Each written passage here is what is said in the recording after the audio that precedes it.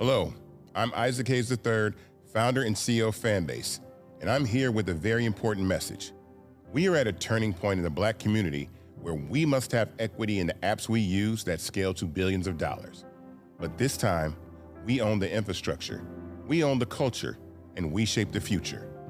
And Fanbase is the future.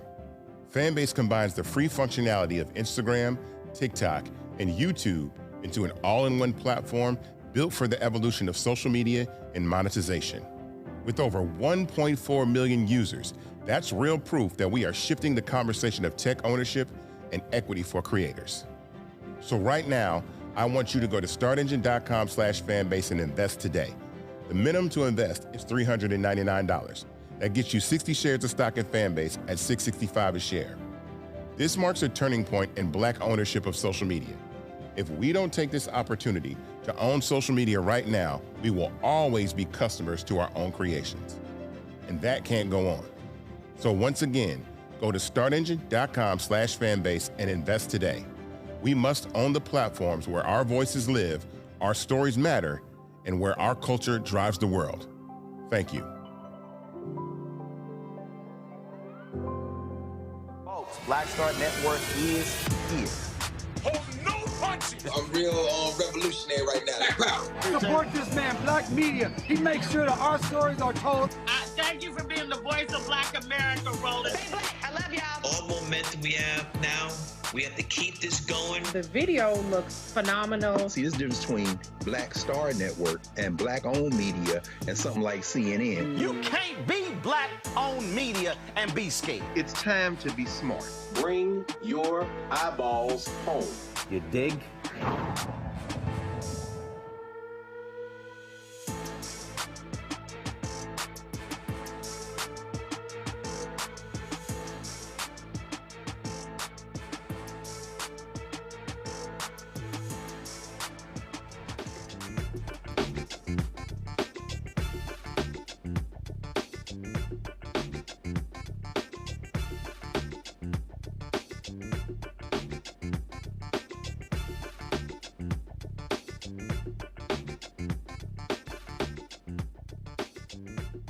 Folks, today's Thursday, October 16th, 2025. Coming up on Roland Martin Unfiltered.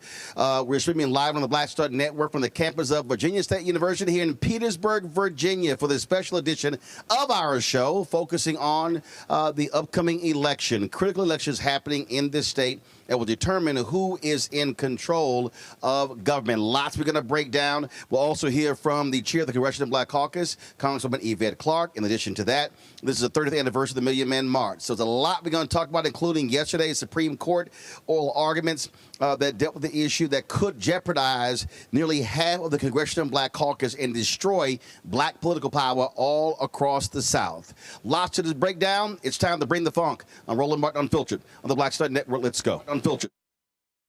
He's got it. Whatever the miss, he's on it. Whatever it is, he's got the scoop, the fact, the find. And when it breaks, he's right on time and it's rolling. Best believe he's knowing. Putting it down from sports to news to politics. With entertainment just for kicks, he's rolling. It's on go, roll, roll, y'all.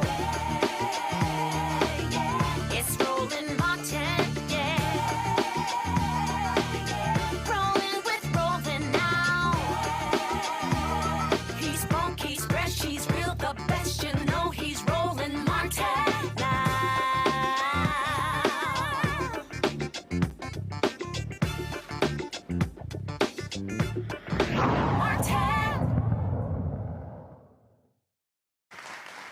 Folks, we're live on the campus of Virginia State University here in Petersburg, Virginia, for our Voices, Our Vote Town Hall with Virginia Democrats and the Virginia Legislative Black Caucus. Glad to be here. Lots that we're going to talk about because we have a crucial election that's taking place. 2 years ago, we traveled all across Virginia talking to voters because at that time, you had Democrats who were trying to regain control of the House. If they did so, Don Scott would become the first Black Speaker of the House here in Virginia. that actually happened. So now, 2 years later, they're trying to hold on to that power, and there's some crucial issues that are at play. One of those issues deals with restoring the voting rights, passing in the legislature to put it as a constitutional amendment to change the Constitution. That's a huge, huge issue we're going to get into tonight. So there's a lot we want to get to. We'll be talking to candidates who are running for the House of Delegates. We'll also be talking with university president, and of course, and I mentioned earlier, Don Scott, my alpha brother, university president, my alpha brother. Sorry, Wes. I'm sorry, Wes. Everybody ain't able, Wes Bellamy. So we're going to get to all of that. But first, let's go to our panel right here. I want to introduce them right now. Wes Bellamy, he is political science chair here at Virginia State University. Janelle Sinclair is the chair of the Petersburg Democratic Committee. And Arnold Westbrook is a Petersburg City Councilman. All right, y'all give it up.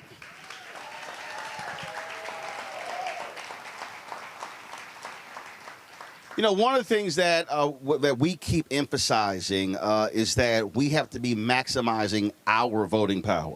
And what we have seen is when we do that, 2008, for the first time in history, Wes, African Americans, percentage-wise, outvoted white Americans.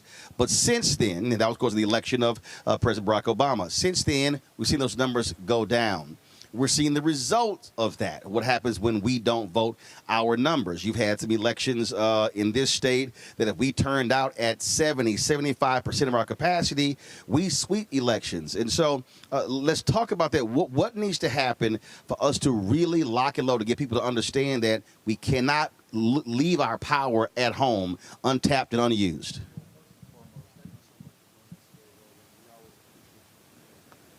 It's to Black America, specifically ensuring that our stories are told and that our issues are being discussed. We're super excited to be here at Virginia State University, where today we had our student voter registration day as a part of Trojan Voting Week, in which today alone we were able to register 412 young people. Super excited about that. Very, very exciting election coming up this year. And we've been emphasizing not only in classes within the campus, but President Abdullah, who, you know, he's an alpha, but he's all right with me, unlike you. Shout out to the Noops. But in all seriousness, we've been very steadfast on campus in the surrounding community about the importance of folks coming out to vote. And while we know that there's a great deal of conversation taking place on the national level, we have pivotal elections that are taking place here in Virginia. One, the gubernatorial election, which everybody knows about, or we're hoping that everybody knows about, but it's really these state house seats and these Senate seats that make the difference. We have a couple of candidates who are here. Shout out to Kimberly Pope Adams and others who will be here. We're going to be hearing from them, and we're encouraging our young folks specifically. It's one thing to complain about what's happening at 1600 Pennsylvania Avenue. It's another thing for us to get out and do something, and we cannot allow our voices to be taken for granted. We can't allow for our votes to be acted as if they don't matter. And if we don't put the energy and time into going out and making sure that we vote, we can't complain about what nobody else does. It starts with us. Nobody else is going to come and do this for us. Nobody's going to save us. There's nobody coming down out of the sky to come and make sure that we get everything we need. We have to take care of ourselves, and that starts with voting. Janelle, I guarantee you somebody here is 412. And they say, okay, it's 412. Well, let's go back to Sherry Beasley. When she ran for Chief Justice of the North Carolina Supreme Court, had she won, Democrats would have had a 6-1 control of the state Supreme Court. When they controlled the court, they ruled against racial gerrymandering, political gerrymandering. They stopped a lot of the actions of the Republican legislature. She runs, she loses by 401 votes. Mm-hmm. You had more than 100,000 black folks alone in North Carolina who did not vote. Mm-hmm. What happens? It goes from Democrat potentially 6-1 down to 4-3. Well, then they lose again. Now it's Republican 5-2. Mm-hmm. What happens? Political gerrymandering being allowed. They're about to gerrymander more seats. Racial gerrymandering, voter ID, all those things. And so folk have to understand every vote does count. And remember, even in this state, when it was a race that was tied, and it was a choice out of picking a name out of a hat that determined who controlled the House because they were tied. So when folks say, well, one vote doesn't matter, we know that's a lie. Mm-hmm. Yes, we do know it's a lie.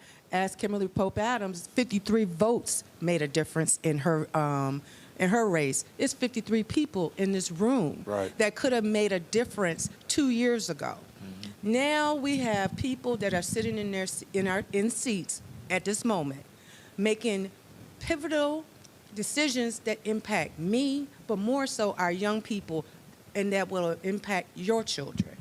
If we do not get out and vote, we will not be able to stop them from anything trickling down from the federal level to the state level. We have to have a gap stop at some point to say that no means no, and we're not going to abide by the horrendous policies that they are doing up at the national level. So we have to have someone at our governor level, our lieutenant governor level, especially our attorney general level, but more so our General Assembly, so that they can implement policies that will protect us. Absolutely. Before I go to Arnold, just folks know, we always, when we go to many places, we invited Petersburg Mayor Sam Parham to come on today's show, but he declined an invitation to come. And so, just so folks know, so folks like, man, y'all invite the mayor? We did. He ain't here. Listen, I'm just stating a fact. Councilman, one of the things that I'm always saying, though, that it's one thing to tell folk they need to vote. It's one thing to say, hey, we need to get you to register. But we have to also really begin connecting the dots. Because let's just be honest, a lot of folk have no clue what the hell y'all do. They don't. People don't, a lot of people don't know how the difference between a city councilman, a county exec, a state rep, a state senate, what a school board does. You get members of Congress who say they get phone calls that's about stuff that's really the city or the really a county job. And so we also have to have, after the election, before the next election, constantly what I call voter education, civics 101, so people really understand how government works and how government impacts every facet of a person's life. I definitely would agree with that. On behalf of Mayor Parham, who was a little bit under the weather, I am stepping in on his behalf. He does you should have told me he was sick. Well, that's a big thing, like communication. Communication in our communities is very important, and I think it does start with the youth and this new generation of voters and not getting voter fatigue. I think that's what you kind of was alluding to, because in Virginia, we vote every year. But that's everywhere, though. I mean, no, not every state votes every year. No, probably. What I'm saying is, no matter where you go, there's going to be an election, whether it's a statewide, federal, city, county, or school board. So the reality is you're always going to have, and also depending upon what municipality you live in. And so I get people to say voter fatigue, but they sure not fatigued when electricity goes up. Correct. Not fatigued when they're looking for improvements for economic development. Correct. When they're talking about funding HBCUs. Correct. And so, again, other folk ain't tired. And I agree. We have to make sure that our students understand that this is a marathon and it's not a sprint, as well as our older people to pour back into the elders, to pour back into the youth and the middle class so that everybody's playing their part. And that's what I meant about communication, because it is a difference between being on city council as well as being on school board. I can't handle all the issues, but I kind of be informed of them so I can talk to the constituents, let them know that I am concerned. And I think it's about servant leadership, so that as I teach the students, whether it's my Crown Him guys, Call to the Kings, or my Crown Her girls, that I empower the young people to understand. Oh, what are Crown Her girls? You get the Crown Guy shout out. Well, see, the Crown Her girls are here. Y'all gonna put y'all crowns up? All right. Oh, so the dudes say something, but y'all don't say nothing.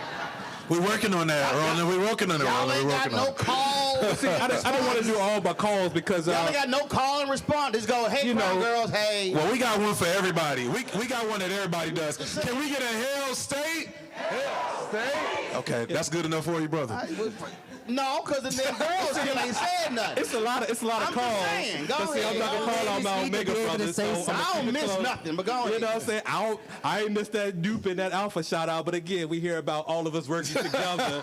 He's an Omega. The Omegas are on the front lines too. On the what? The Omegas are on the front lines, man. You know what I'm saying? Don't hurt your feelings. In all seriousness, we all play our parts and we all know how to get these things out. So whether it is economic development, the homeless rate, the poverty, or issues that really affect people differently. It's all about still just getting out and making sure that we can have good, sensible conflict resolution discussions, because I teach speech and debate here at Virginia State University, and we're also taking it into the schools of Petersburg so that we can understand in this time we can be disagreeable without being violent and just straight nasty to people. But how can we get to the table and talk? Because a lot of times when we get to these tables, we can find that there's similar talking points between us both so that we can move this needle forward for a better country that we live in. The West thing for me, though, is when we're talking about, again, elections, and for me, the reason I get it in a different way, because my parents were co-founders of a civic club. So the age of 8, 9, and 10, I'm sitting there, because we all free labor, sitting here. So the granular issues that impacted a neighborhood, going to city council meeting, knowing who to call, how to get vacant lots cut, and how to get abandoned houses torn down. So I saw it at that level. And that's the thing I think we need to get many people to understand. And this is why I think voter education is so critically important, because that's the role of government. What has happened is folk are running around saying, well, government has no impact on my life. And I'm like, that's the dumbest crap I've ever heard in my life, because it impacts literally every facet of your life, from the womb to the tomb. And so this idea that it does it, it's crazy. I mean, we had this discussion in class just yesterday, and I want to give a special shout out to our SGA, who are all up here in the front row, Marquise, the president, and several others. They've been working diligently to ensure that, again, students are registered to vote, and we're talking about the issues. But one of the things we discussed in one of my classes yesterday was specifically when we talk about the school board, for example. Some people talk about, well, when I was in high school, I didn't learn Black history. I'm not learning it how I'm learning now. And we had a real civic lesson about, okay, well, if the governor appoints the members of the Board of Education, and then the board, which I served on the State Board of Education, and then the State Board of Education members direct the superintendents, who also work in conjunction with the school boards, and they say, well, this is the curriculum in which we want to see pointed out or put out for our communities. And if those curriculums are disadvantageous to Black folk and we're not able to learn what we need to learn, the issues isn't necessarily with the teachers. It's, again, us understanding who we need to put in the seats on the school board, but then also the appointment person. So that's why this gubernatorial election is of the utmost importance. Roland made a very pivotal point. We've seen across Virginia, there have been some cities in which water has been a very serious issue. Well, in many regards, that's a city and municipal issue, with some funding also coming or not coming from the state, but also not coming in from the federal level. We've seen the president currently say that there will be resources withheld from institutions that include HBCUs across the country for his bogus policies, or lack thereof for that matter. If there's never a reason... They're withholding billions from blue states and blue cities. And being very intentional with saying, if they're Democratic cities, we're not going to give them the money. If they're Democratic initiatives, we're not going to give them the money. And that's absolutely nonsensical. So again, y'all, if there was ever a time for us to be fired up, if there was ever a time for us to feel as if our ancestors are depending on us, if there was ever a time for us to stop saying the nonsense that we're not like our ancestors because they fought a lot harder than many of us will ever think about doing, it's now. We have to ensure that your cousin, your mom, your niece, your nephew, your auntie, everybody in your family needs to be registered to vote and then going to vote, because that's the first leg of the marathon. And then after we get that baton, we run into city council meetings, we run into school board meetings, we show up to committee meetings at the state appropriation meetings, we show up at the state house, we show up in the governor's house to ensure that they're doing what they say they're going to do, we show up in our congressmen's offices. We need to be engaged. We don't have time to play around and BS around. This institution wouldn't be here unless we had people who were fighting for us. This institution wouldn't get the nice dorms that we're working on. We wouldn't have this new building that we have without people like Eldon Burton and President Abdullah working to secure funds for us. So y'all, the least that we can do is go and fight and show up.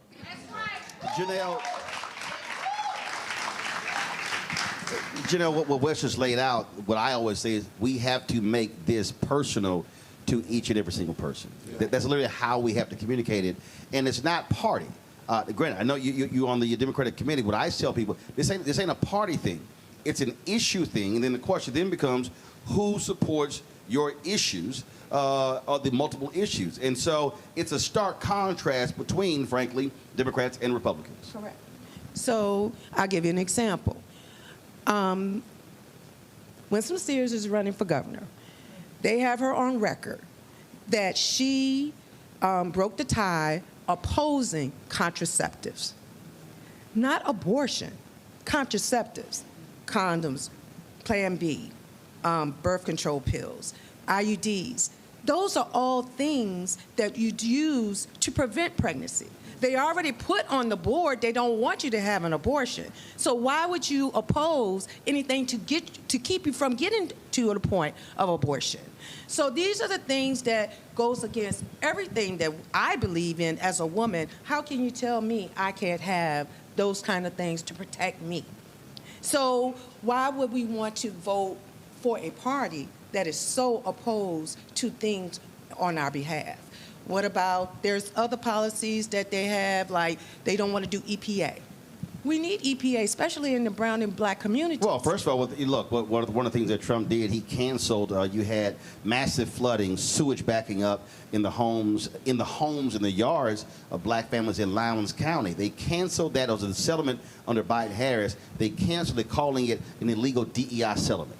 You got black folks who are dying in Cancer Alley in Louisiana. The federal government, Trump pulled the federal government out of the lawsuit against those companies. Folks are there dying. Correct. I just had a sister on from Mississippi just the other day. They're battling a chemical company as well. What's happening there? The turbines of Elon Musk in Memphis, that's affecting the air there in Memphis. And Trump's, they're like, you can do whatever you want, and so they don't actually care. So they don't care about the breathing of black folks, the quality of the air, all those different things. And they even call environmental racism DEI. So what you're seeing is a complete just betrayal of folk, and for them, even though the state of Alabama voted for him, he don't give a damn about those black folks in Lowndes County. Right. And again, that's our folks, and that's how we have to be thinking about public policy. Well, just for real quick, like so folks understand, EPA, Environmental Protection Agency. So like y'all understand, like that is the air quality, where we live, everything to do with the environment. Air, water, everything.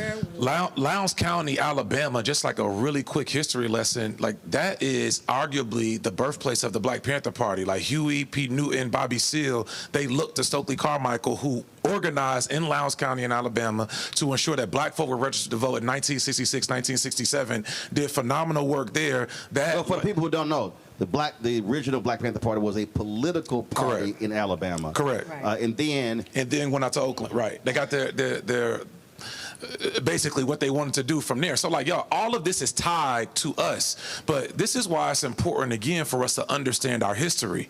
Like these things are also just repeating themselves. We've had individuals who serve in the highest seats in certain states say segregation now, segregation forever, and now you see individuals literally taking away provisions to ensure that our folk have access to healthy living. Not that they want a handout, not that they want anything that's going to allow them to be better than someone else, just healthy, equal living. Y'all, we have to pay attention, but also we have to be engaged. We cannot afford to just sit and stand idle. We can't afford to just tweet about it. We can't afford to make a TikTok about it. We can't afford to just talk about this on Instagram. This requires action. Like all of this, everything in which we're talking about requires all hands on deck. And you vote at the ballot, but you use your feet and your hands to put in the work. Hey, Arnold, and let me jump in real quickly. Go ahead. Real quickly with that, it's not only about knowing the past, but also about knowing the future. So if you talk about the EPA and the water, one of the biggest things on a lot of people's agenda is data centers and how data centers will be affecting the water usage as well as the quality of living. And we see that. Hold on. So we say, for folks who don't know, we talk about these data centers. Everybody's talking about AI, but those data centers require a massive amount of water, electricity, and energy. But see, the thing about it was, as I see it, we're trying to get them here in Petersburg because it would greatly help our tax base in lowering versus Loudoun County, who's one of the richest counties in Virginia, that's oversaturated with them. They never needed them. So when they get that pushback, the rich people didn't want them near them, but they'll put it in our neighborhoods, and it has to be in certain locations, but the AI generation is not going to stop. Yeah, well, no, it's not going to stop, but on that particular point, though, you've got to have environmental standards because there are towns in Louisiana and Texas where right now they are freaking out because of the massive water usage. Correct. So the data centers are drawing so much water in one place in Texas is causing rationing all across these towns. So it's one thing to say it's going to impact the property base, but then what then happens? You don't have enough water.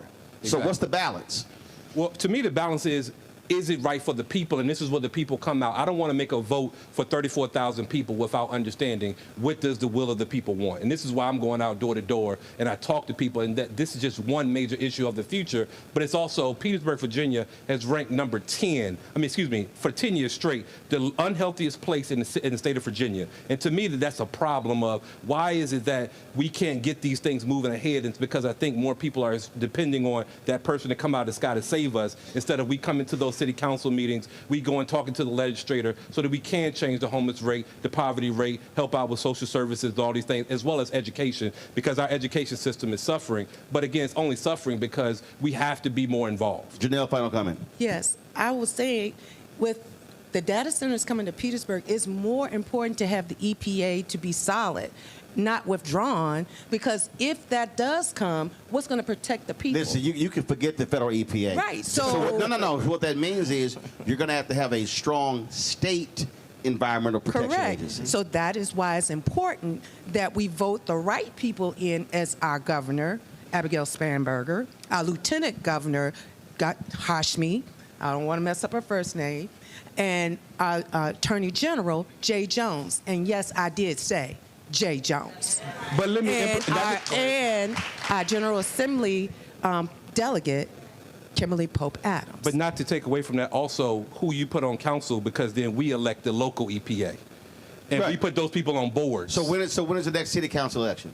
Tuesday. This upcoming Tuesday. Next year. Oh, next year. Next city council. Excuse me, next year. Next year. Got it. All right. See, that's what I'm saying. So you got to get. See, it's election this year. It's one next year. Odd numbers there next you go. year. All right, give it for our panel, folks. Thank y'all. Gonna go to a break. We come back. We're gonna chat with the Congresswoman Yvette Clarke, who is chair of the Congressional Black Caucus. You're watching Roland Martin Unfiltered right here on the Black Star Network, live from the campus of Virginia State University in Petersburg, Virginia. Back in a moment.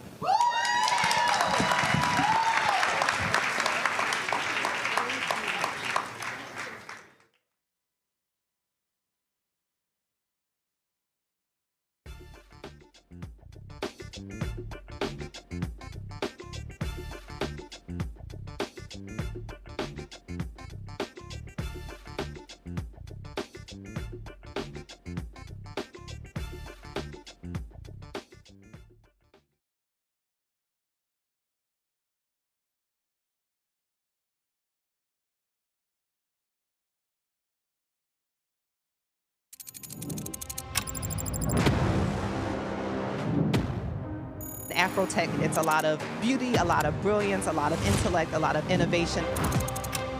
Companies that are most diverse are more profitable.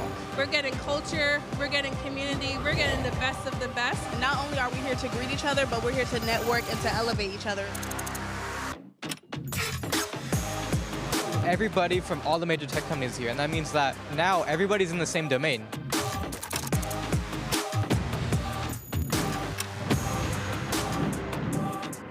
This is the premier event every year. This is really where we could take off. You can go fast by yourself, but we go farther together. This is where you're supposed to be.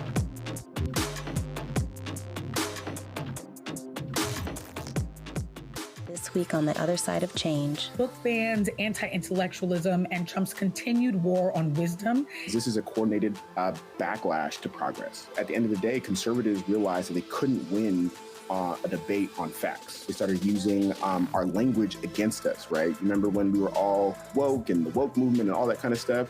Now everything is anti-woke, right? When we were talking about including diversity, equity, inclusion, in higher education, now it's anti-DEI. All this are efforts to suppress the truth because truth empowers people. You're watching The Other Side of Change, only on the Black Star Network. Hello, hello, hello. I'm Jerry Johnson from Harlem on Prime, and you're watching the Black Star Network.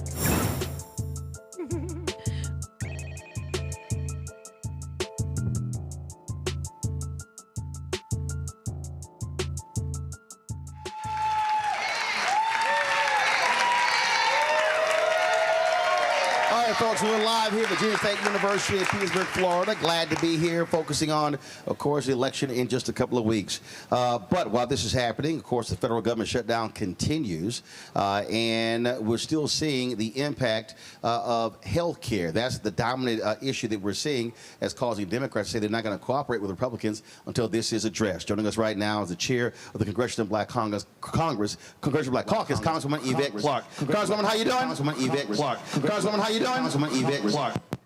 It's great to be with you and your audience. Interview here, but I can't hear. All right, come on. Can you hear me now?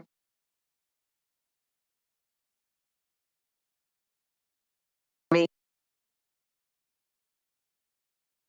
All right, she's going in and out, folks. All right, she's going in and out. All right, so Congresswoman, keep talking. Can you hear me now, Roland? All right, I can hear you now. I can hear you now. So first off, again, we are entering, we're now heading towards a third week. House Speaker Mike Johnson still will not call Democrats into session. And what do you hear from your constituents? Are they standing behind you and other CBC members holding out with this government shutdown over the issue of health care? Absolutely. My constituency here in Brooklyn, New York, very clear on the imperative here. They recognize that this is non-negotiable. And when we say non-negotiable, we mean that we must address this healthcare crisis. Without our work and support in getting this as part of the negotiation, there is no trust in the Republican Congress, in the Republican White House, that they will come to the rescue. This is a five-alarm fire. We recognize that so much is going on in terms of attacks from the Trump administration and the enabling of that by Republicans in Congress. However, we know that at the heart of everything is good health. Without our health, nothing else really can happen. And the idea of having 20 million people who currently have health insurance, for that to be out of their reach within the next 2 months is too much to bear. And so my constituents here in New York City, in Brooklyn, of this fight, and they support it wholeheartedly. Robert Reich, former labor secretary, sent out this tweet today that I thought was interesting. He said, open enrollment for the ACA plans began yesterday in Idaho. One couple got notice that their monthly premium next year would jump from $51 to $2,232 as subsidies expire. 25,000 Idahoans are expected to be priced out of coverage. This is what's at stake in Trump's shutdown. And one of the things that I've said, I said this to DNC Chair Ken Martin yesterday, I said to Senator Chuck Schumer, Democratic leader Hakeem Jeffries, it's one thing having politicians talk about what's going on, but you've got to put a face on it. And if I'm Democrats, I'm chasing this couple down. I want them in front of a camera. I want them in front of a mic, because that resonates a lot more in a much bigger way than I think an elected official doing it. So how are you also emphasizing that, having affected people being out front talking about the impact of an increase in any healthcare subsidies and jacking up their healthcare costs? Be aware that the House of Representatives has not been called back into session by Speaker Johnson, but Democrats have been going back to Washington each week of this shutdown, and in each week we've had a public press conference on the steps of the House of Representatives with individuals from across this country who are telling their stories about how the ACA meets the needs of their families, and what this increase in fees, in deductibles, in their for purchasing in the marketplace will mean in terms of their ability to even access that care. For so many of those who came to either testify at some of the steering and policy hearings that we've been having, as well as at our press conferences, that this would mean that they would eventually have to drop their coverage because they won't be able to afford it. With the skyrocketing cost of living all the way around, add to that the quadrupling in many cases of their deductibles for their access to health care. Folks just can't afford it, and they are with us, standing with us, telling their stories so that we can put a face to what this actually means. And I think most Americans understand what it means. They're getting letters in the mail too. These letters are going out across this nation as we speak, and folks understand what's before us. And again, the encouragement that we are receiving. Is enormous in terms of people understanding why it's critical that we prevail with our colleagues on the other side of the aisle to fix this crisis. Let me switch to another issue, and that dealing with the oral arguments yesterday before the Supreme Court. Based upon the questions they raised, we potentially going to see this court rule against Section 2, and we could see anywhere from 12 to 30 congressional seats wiped out of African Americans and Latinos. We're talking about destroying black political power, especially in the South. And just your thoughts after yesterday's oral arguments. It's just disgraceful. I had a number of CBC members actually seated in the court for the entire proceeding, and their takeaway is that the Supreme Court is actually looking for a way to put an end to Section 2 of the Voting Rights Act, essentially rendering the Voting Rights Act a relic of our history. That would be devastating across this nation. It would be just a travesty in terms of the history of this country, the lives that were put on the line to secure voting rights for people of African descent. And as you rightly stated, the disappearing of a number of members who were elected through the Voting Rights Act to represent constituencies across this nation. Many people don't realize it, but the city of New York was governed by the Voting Rights Act as well, so that people, the diversity of who we are, particularly African Americans who have been prohibited from voting for so long, would have the opportunity in the wake of obtaining the franchise to elect individuals who come from their lived experiences, who they find affinity with in terms of policy and vision for inclusion and diversity in our nation and equity. And so this would be a severe blow, not only to the voting rights movement, but to civil rights in the United States of America. And so we hope that those questions will not stand in the way of doing what is right by the American people. We know that living in a colorblind society, we know that racism, bigotry, and hatred is on the rise in America as we speak. And we also know that in the wake of the lack of support from the Supreme Court for Section 5 of the Voting Rights Act, the moment that provision was allowed to lapse all across this nation, primarily in the South, without the pre-clearance, we saw the abuse of voting rights districts and voters in those districts by the powers that be that had never really appreciated the Voting Rights Act take action against communities of color. And so, we have got to raise our voices. We have got to make sure we're educated and informed about what is going down. This one decision Louisiana versus Calais will upend the Voting Rights Act as we know it. All right, Congresswoman Yvette Clarke, we appreciate you joining us. Thanks a lot. We appreciate you joining. Thank you for having me, Roland. All right, folks, we come back. We'll talk about some critical House races happening here in Virginia that will determine who controls the House of Delegates in this state for the next couple of years. Of course, you're watching Roland Martin Unfiltered, the Black Star Network. Don't forget to support the work that we do. Join our Bring the Funk fan club. Our goal is to have 20,000 of our fans contribute on average $50 each a year.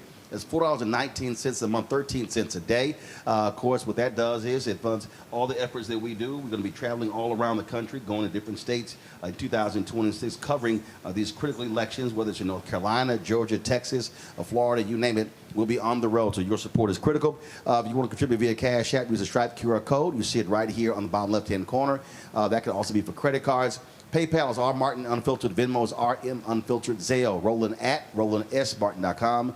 Roland at RolandMartinUnfiltered.com.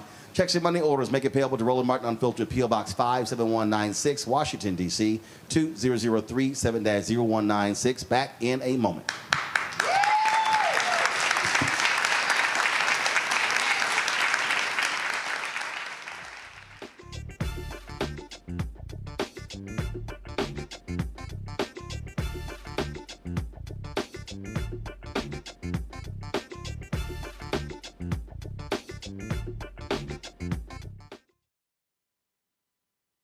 If in this country right now, you have people get up in the morning and the only thing they can think about is how many people they can hurt, and they got the power, that's the time for mourning. For better or worse, what makes America special, it's that legal system that's supposed to protect minorities from the tyranny of the majority.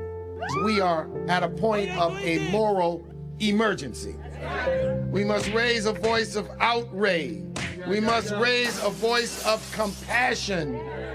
And we must raise a voice of unity. We are not in a crisis of party versus party. We are in a crisis of civilization, a human rights crisis, and a crisis of democracy itself. And guess what? You've been chosen to make sure that those that would destroy, those that would hate, don't have the final say, and they don't ultimately win. They said the quiet part out loud. Black votes are a threat, so they erased them. After the Supreme Court gutted the Voting Rights Act in 2013, Republican legislatures moved fast. New voter ID laws, polling place shutdowns, purges of black voters from the rolls. Trump's Justice Department didn't stop it, they joined in. In 2018, his DOJ backed Ohio's voter purge system, a scheme that disproportionately erased black voters. Their goal, erase black votes and political power. Yeah, that happened. These are the kinds of stories that we cover every day on Roland Martin Unfiltered. Subscribe on YouTube and download the Black Star Network app. Support fact-based independent journalism that centers African Americans and the issues that matter to our community.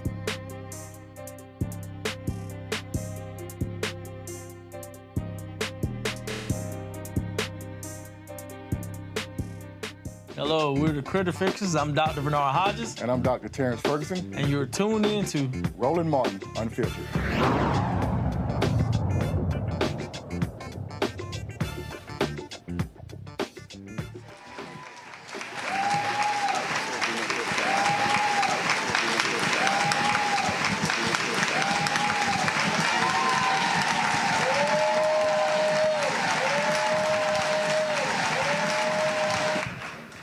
Folks, 2 years ago, we traveled around this state. My next guest was running for the House of Delegates, lost by 53 votes. Is that what it was? And so now she is running again. Put your hands together for Kimberly Pope Adams.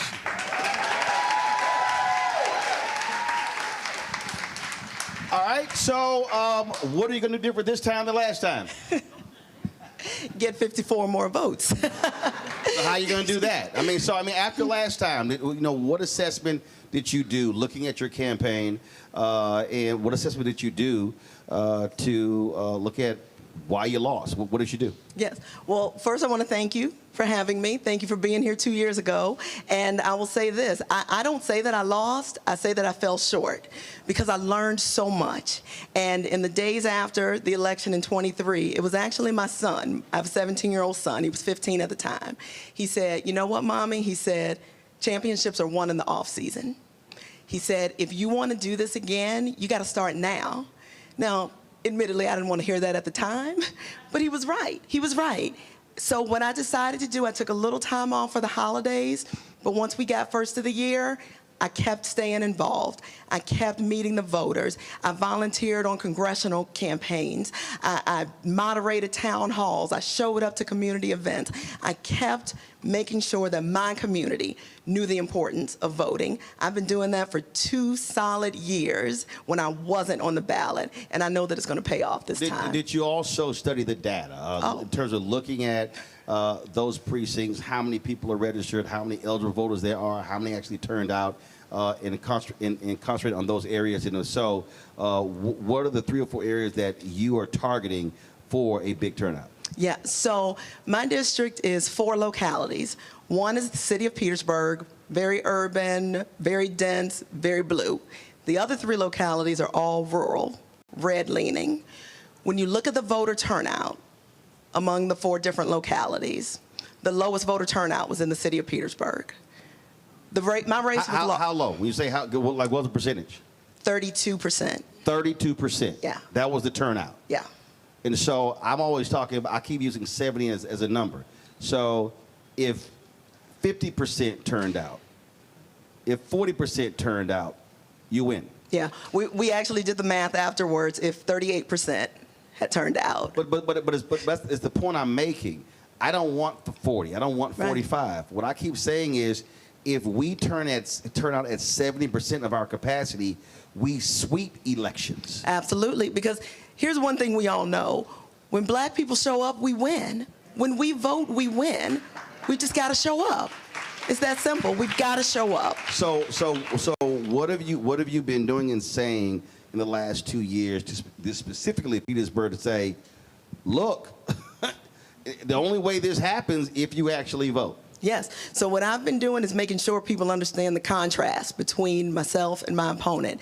Listen, my opponent is looking out for herself, not looking out for us, not looking out for our community. So every chance I get, as I'm knocking doors and meeting voters, I'm telling them firsthand, what did she vote on? How did she vote? I'm giving specific, concrete examples to the voters. I'm not just talking about things in the abstract. I'm giving them real-life examples of times when she could have fought for us and chose not to. Like what? Oh, there was... So the city of Petersburg has a casino coming. We have a casino coming, and my opponent supported legislation that would have forced the city of Petersburg to share the revenue among 5 localities. 5 localities that never fought for a casino, never showed any interest in a casino. Wait a minute, so be 5 other cities? Yes. So the casino will be in Petersburg? Yes. And so she wanted the money to be shared with them? Yes. Why? You'd have to ask her. Okay, go ahead. So when we found that out, we mobilized. I mean, we wrote letters. We've reached out to the General Assembly. We made sure that the people who were supporting that bill knew how we felt about it, and it died. It died. It did not pass. So because of our voices, when we stood together, we made sure they understood what was important to us. And those are the examples that I make sure to remind people. If we aren't looking, they'll try it again.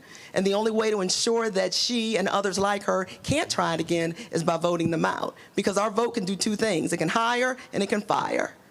So running against someone is one thing, running for is another. What are your priorities if elected? Yes, so as I said, I'm a mother. My son's a senior in high school, public high school. Public school education is very important to me. I believe we can invest more than we currently do. I know the college isn't for everyone, so I'm very much a supporter of the trades, vocational technology. Well, when I was in school, we called it VOTEC. Making sure we have plumbers, welders, electricians, good-paying jobs that don't require a college degree. Also jobs that can't be outsourced across the ocean. Absolutely, absolutely. When you teach someone a skill, when you teach someone a trade, how to work with their hands, that's theirs forever. So I want to make sure that we equip our public school students with the ability to take care of themselves, not to need mounting student debt to have a livelihood. What else? Oh, well, in Virginia there are 3 constitutional amendments that are coming back around. The General Assembly's voted on them once, and they passed. However, in Virginia, you have to vote on them a second time before it even makes it to the voter. And those 3 are? Marriage equality, reproductive freedom, and automatic restoration of rights. Right now, Virginia is the only state in the United States where you do not get your rights restored upon paying your debt to society. You have to ask the governor specifically and hope that the governor grants you back your rights. But also, folks who don't know, that is a law that dates back to the early 1900s and was a racist law. It had absolute racist intent.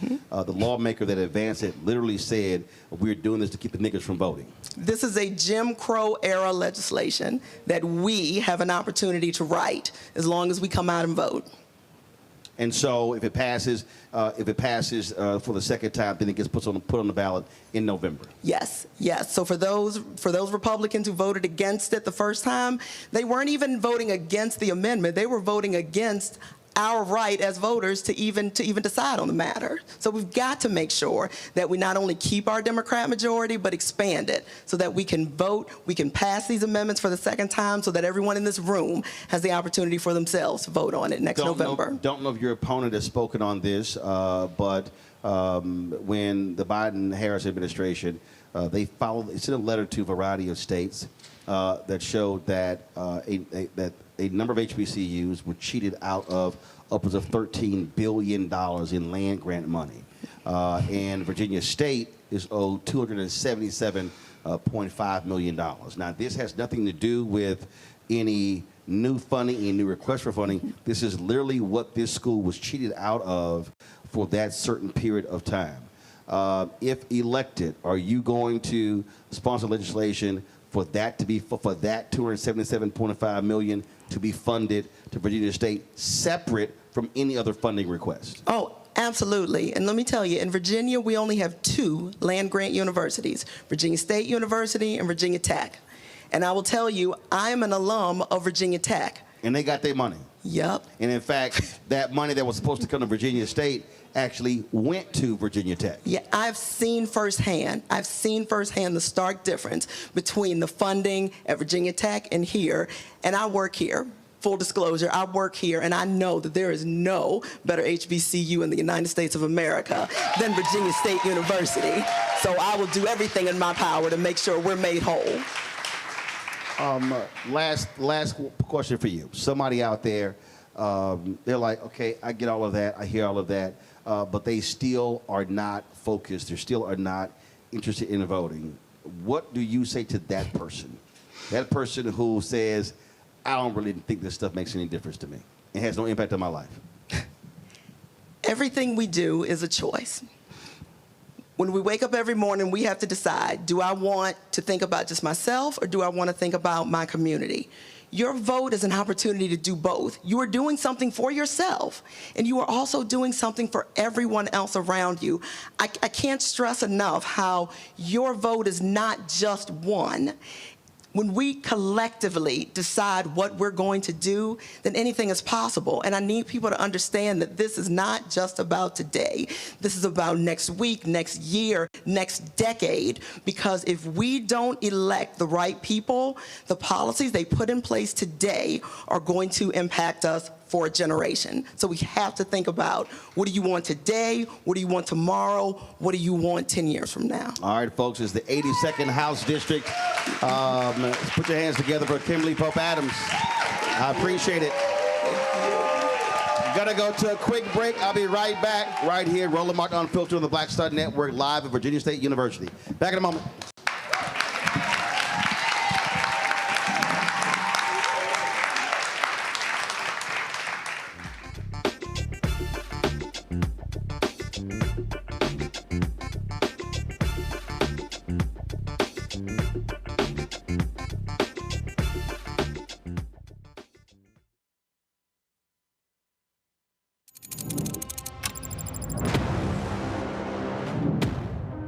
Afrotech, it's a lot of beauty, a lot of brilliance, a lot of intellect, a lot of innovation. Companies that are most diverse are more profitable. We're getting culture, we're getting community, we're getting the best of the best. And not only are we here to greet each other, but we're here to network and to elevate each other. Everybody from all the major tech companies here, and that means that now everybody's in the same domain.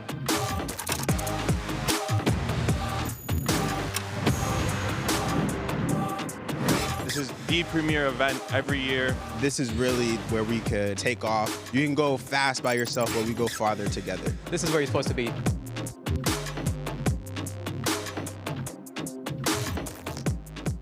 If in this country right now, you have people get up in the morning and the only thing they can think about is how many people they can hurt, and they got the power, that's the time for mourning. For better or worse, what makes America special, it's that legal system that's supposed to protect minorities from the tyranny of the majority. We are at a point of a moral emergency. We must raise a voice of outrage. We must raise a voice of compassion. And we must raise a voice of unity. We are not in a crisis of party versus party. We are in a crisis of civilization, a human rights crisis, and a crisis of democracy itself. And guess what? You've been chosen to make sure that those that would destroy, those that would hate, don't have the final say, and they don't ultimately win. Farquhar, executive producer, a proud family. You're watching Roland Martin Unfiltered.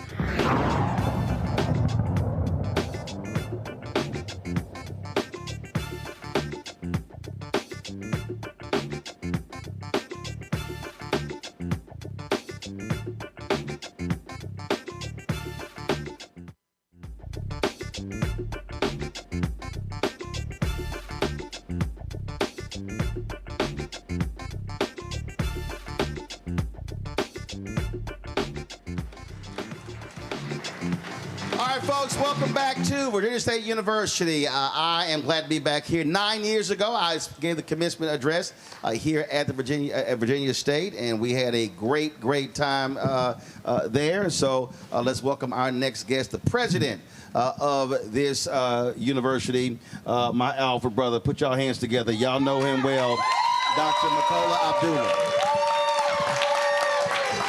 This is So we're talking about our voices, our vote, and this is the thing people understand. This is a state school. Yeah. This is taxpayer money. That's right. So black folks have been spending money, have been paying taxes, sales tax, property tax, vehicle tax, all of this, and we expect our institutions to be as well funded as the University of Virginia, Virginia Tech, and others. That's right. That's right. And I think the key is, you talked about it earlier. You talked about what a difference 400 students makes. We're about almost 6,000 students now, about 5,800 students. If you count faculty and staff, then you're almost close to 7,000. If the people at Virginia State University vote in local elections, whether it's Petersburg or Chesterfield County, they can swing every election in our local area. And regardless of who they vote for, the issue becomes them. And if the issue becomes them, then the issue becomes Virginia State University. So we're not red or blue, we're orange and blue, Virginia State, and we're voting on the issue of VSU. And the thing is, in many of these places, let's just be honest, they're scared of HBCUs. You take North Carolina. The Republicans there literally split North Carolina A&T into 2 congressional districts, which is insane. I mean, I don't know how you split a college campus, because they did not want, just what you described, they did not want a mass turnout of HBCU students determining who the member of Congress is. in Prairie View, Waller County. They have been fighting Prairie View students for the longest because if Prairie View students voted, their numbers, they could control the entire county commissioner's court. Look, our institution was built on that kind of political activism. You just had Kimberly Pope Adams here. She works at Virginia State University, but her seat was formerly held by the founder of Virginia State University, Alfred W. Harris. The first black congressman in the Commonwealth of Virginia held Jennifer McClellan's seat, John Mercer Langston. He was the president of Virginia State University. And so voting, activism has always been important at VSU, and that's why I'm so proud of whether it's Arnold Westbrook or Wes Bellamy, even though they're not members of Alpha Phi Alpha Fraternity Incorporated. Everybody couldn't get in. Everybody couldn't get in. But well, I mean, it's true. No, I'm sorry. I'm sorry. But for us to not just have a dream, but to have a plan, a strategic plan, right, to make sure that we register our students and not for a presidential election. Many times as universities, we get excited and we get motivated around presidential elections, but to do it for local elections, I think is very important. And speaking of that, it was unfortunate that the twice impeached criminal convicted felon-in-chief would not do his second debate that was supposed to be. I was on your show talking about the debate that was supposed to happen here at Virginia State in this facility. The first presidential debate hosted by Historically Black College. It didn't happen. But again, all of that and all of this is to continue to motivate young people to vote.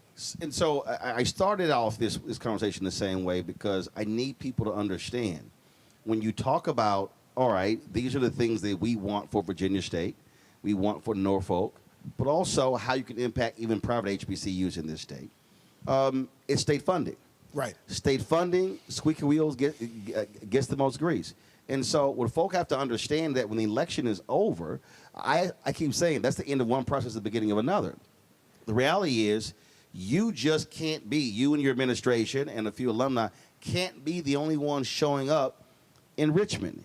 You've got to have people in this city, alumni, others, not just on one day, but consistently pounding the door saying, y'all had better make sure that when you taking care of University of Virginia and Virginia Tech, you better be taking care of Virginia State as well as Norfolk. And our folk got to realize that you need that level of support. That's right.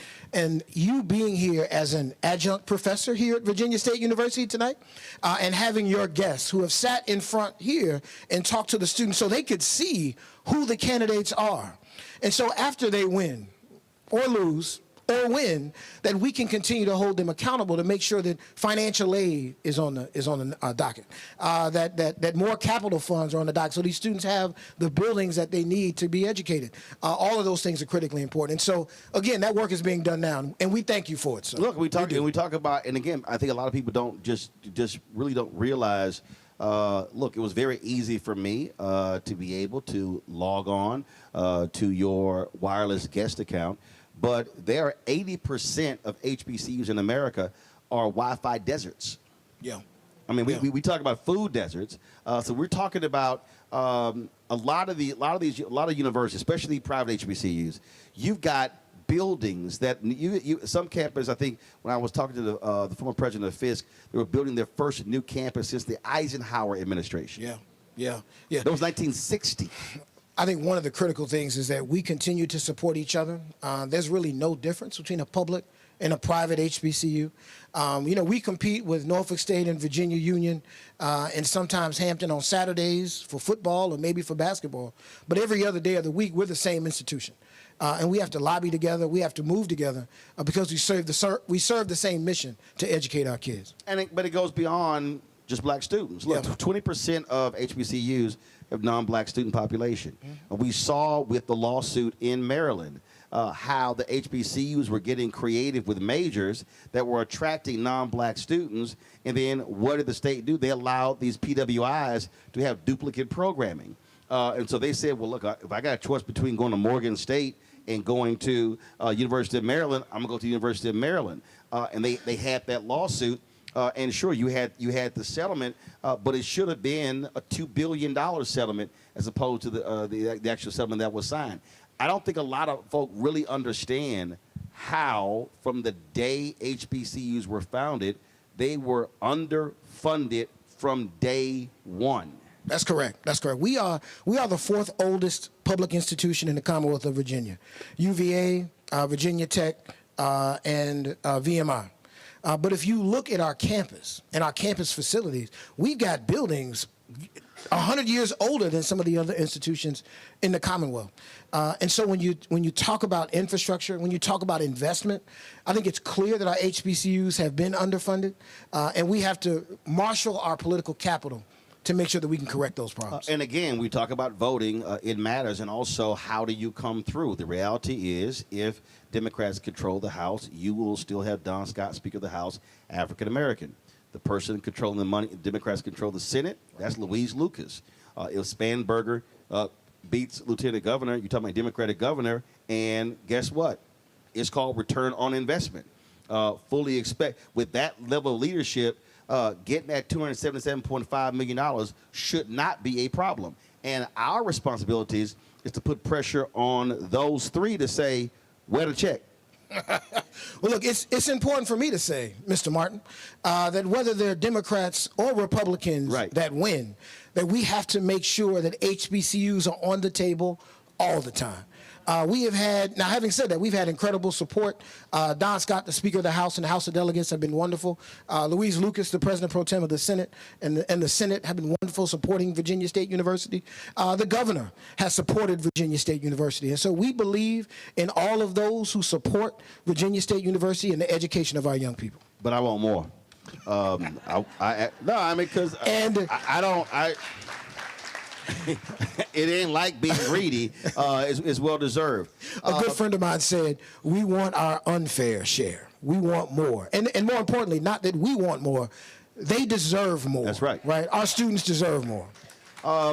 We are seeing massive changes on the federal level, Department of Education, cuts left and right. We're seeing attacks on universities, literally being extorted to sign pledges. We just saw another university, another Ivy League school, tell the Trump administration, no, we're not signing that deal. How have you had to navigate the crazy terrain that we now see coming out of Washington, D.C.? Sir, as a university president, and I would say this across the board for all of my colleagues, we've always had to advocate, whether it's at the State House or in D.C.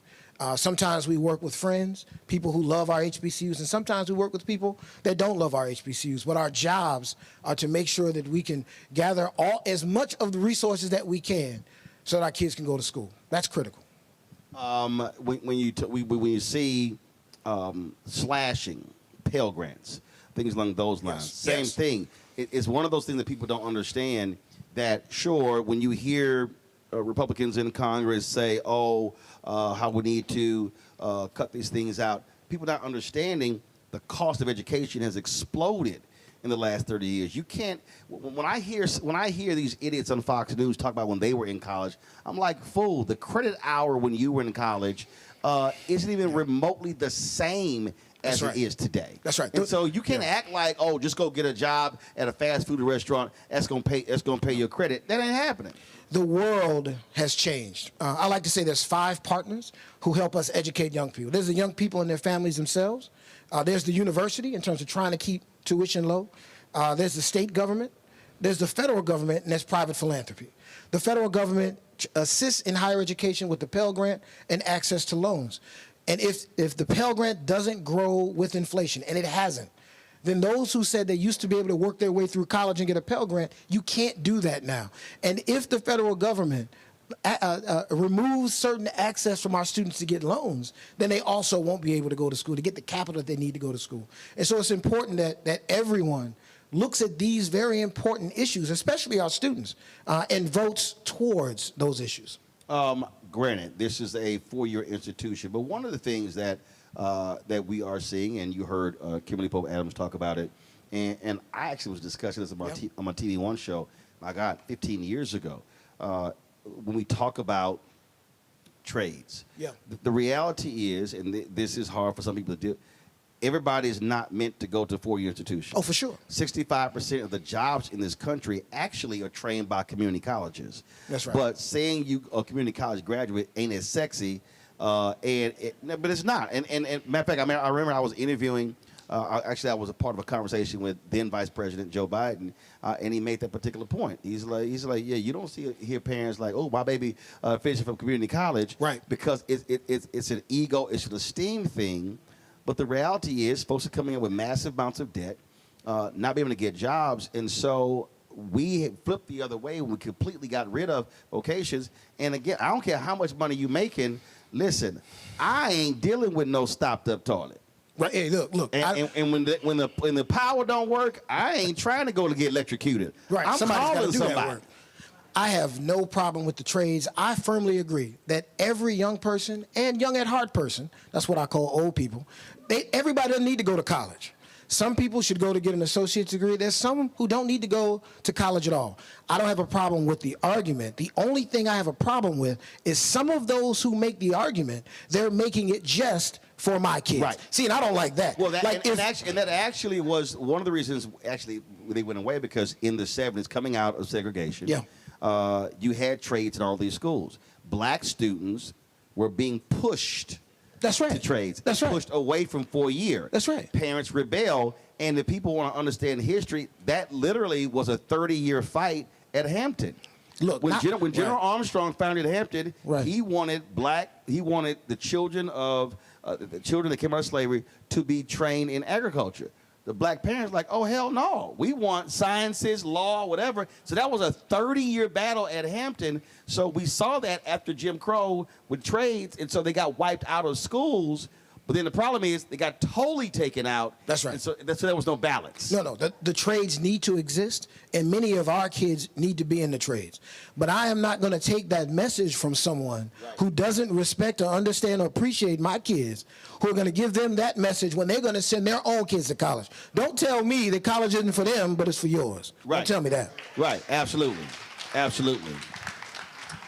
Last question for you, and that is, we are operating in this athletic NIL world. Sure.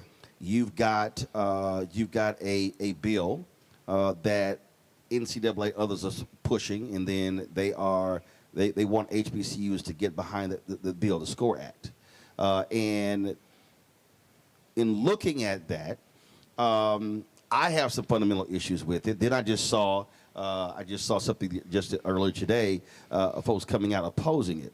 And so have you weighed in? Has Virginia State weighed in on this in terms of this NIL bill, trying to get Congress to limit how students get paid? Well, first, before I address that, and since this is the last question, I better say my wife's name, Dr. Akinyela Cobb Abdullah, the First Lady of Virginia State University. You know, she doesn't play any sports, and where's she at? And she's not doing it. No, she's not here. She's at home. Here? But she's watching, though. Yeah, you better give a shout out. She's watching, so I did that. I have weighed in. Look, I don't know all the details of the SCORE Act, but I do know this. I believe that young, particularly football and basketball players, particularly those who are in sports that are predominantly African-American, that they deserve to get as much money as they can from what they're doing. Now, if they do that, we're Division II and we're a smaller school. Can we compete with some of the Power 5 conferences for that? No.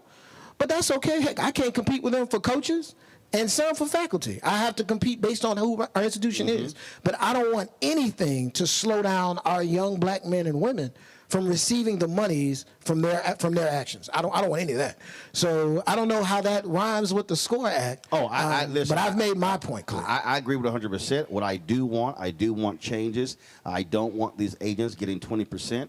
Ripping these folks off. I do believe there has to be some parameters there. But one of the points that I've made to folk is that I would literally argue that NIL is creating more annual wealth for black families than any other area. If you just look at, all of a sudden you've got high kids coming out, and it used to be the NFL was so used to, oh, that kid want to get drafted so he can buy mama a house. Mama getting a house as a freshman. So it's changing the game economically. I just want to make sure our brothers are getting financial literacy. They're saving, investing, and not burning that money on cars and jewelry, and understand how that's life-changing money in case you never even make it to the NFL. But yeah, all the folk who want to stop it, I'm like, y'all ain't trying to cut no coach's salary. Exactly. So I agree with you. Financial literacy is important, but let's do nothing to even if they mess it up, they still deserve to have it. I don't want them to mess it up. Oh yeah. But even if they do, I want them to get all the money they can. Absolutely. President Abdullah, I appreciate it, brother. Thanks a lot. No, man, thanks for coming, brother. Folks, we come back. More candidates running for Virginia House. You're watching Roland Martin Unfiltered right here on the Black Star Network, live at Virginia State University. Back in a moment.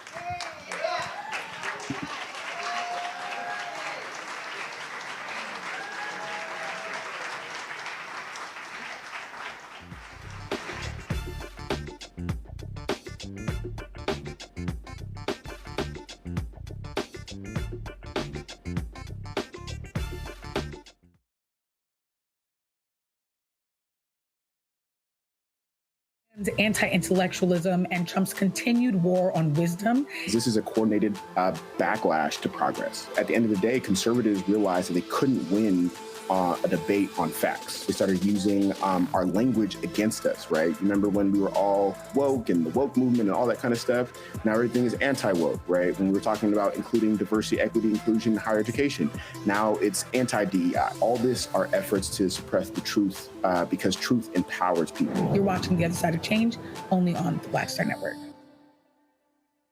This week on A Balanced Life with Dr. Jackie, we're continuing our series of putting in the work, A Chef's Journey.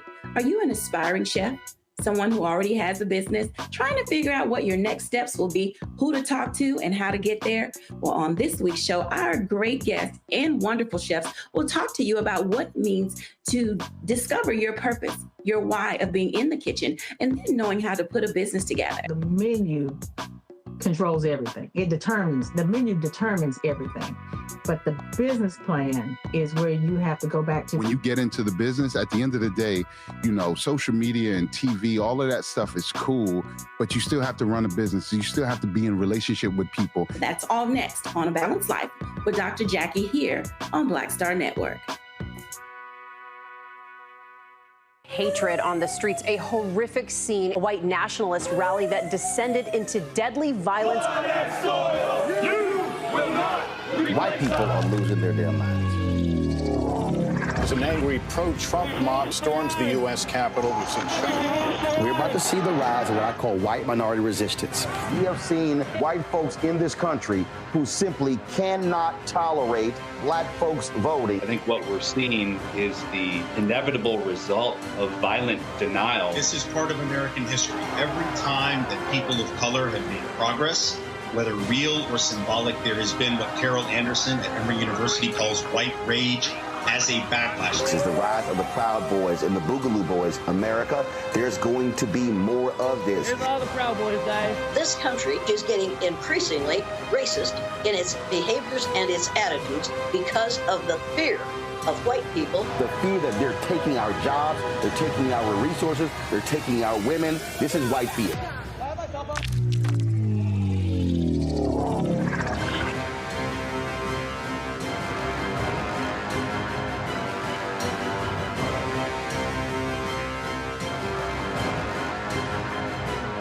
In this country right now, you have people get up in the morning, and the only thing they can think about is how many people they can hurt, and they got the power.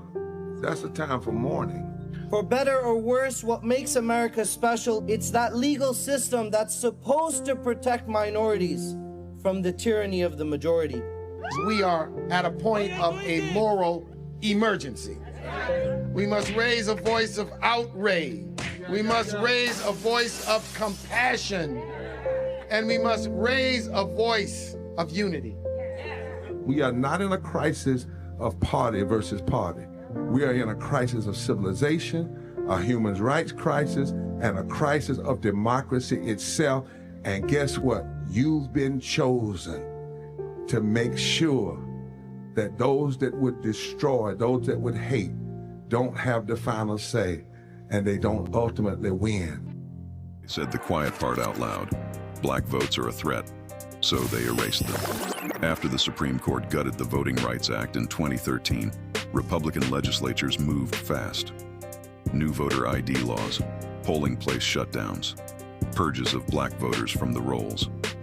Trump's Justice Department didn't stop it, they joined in. In 2018, his DOJ backed Ohio's voter purge system, a scheme that disproportionately erased black voters. Their goal, erase black votes and political power. Yeah, that happened. These are the kinds of stories that we cover every day on Roland Martin Unfiltered.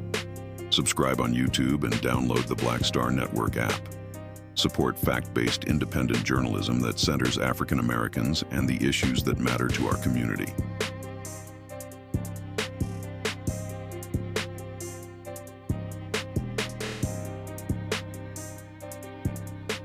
Hi, I'm Lavelle Crawford. I ain't wearing a bow tie today because I wanted to breathe. And you're watching Roland Martin Unfiltered.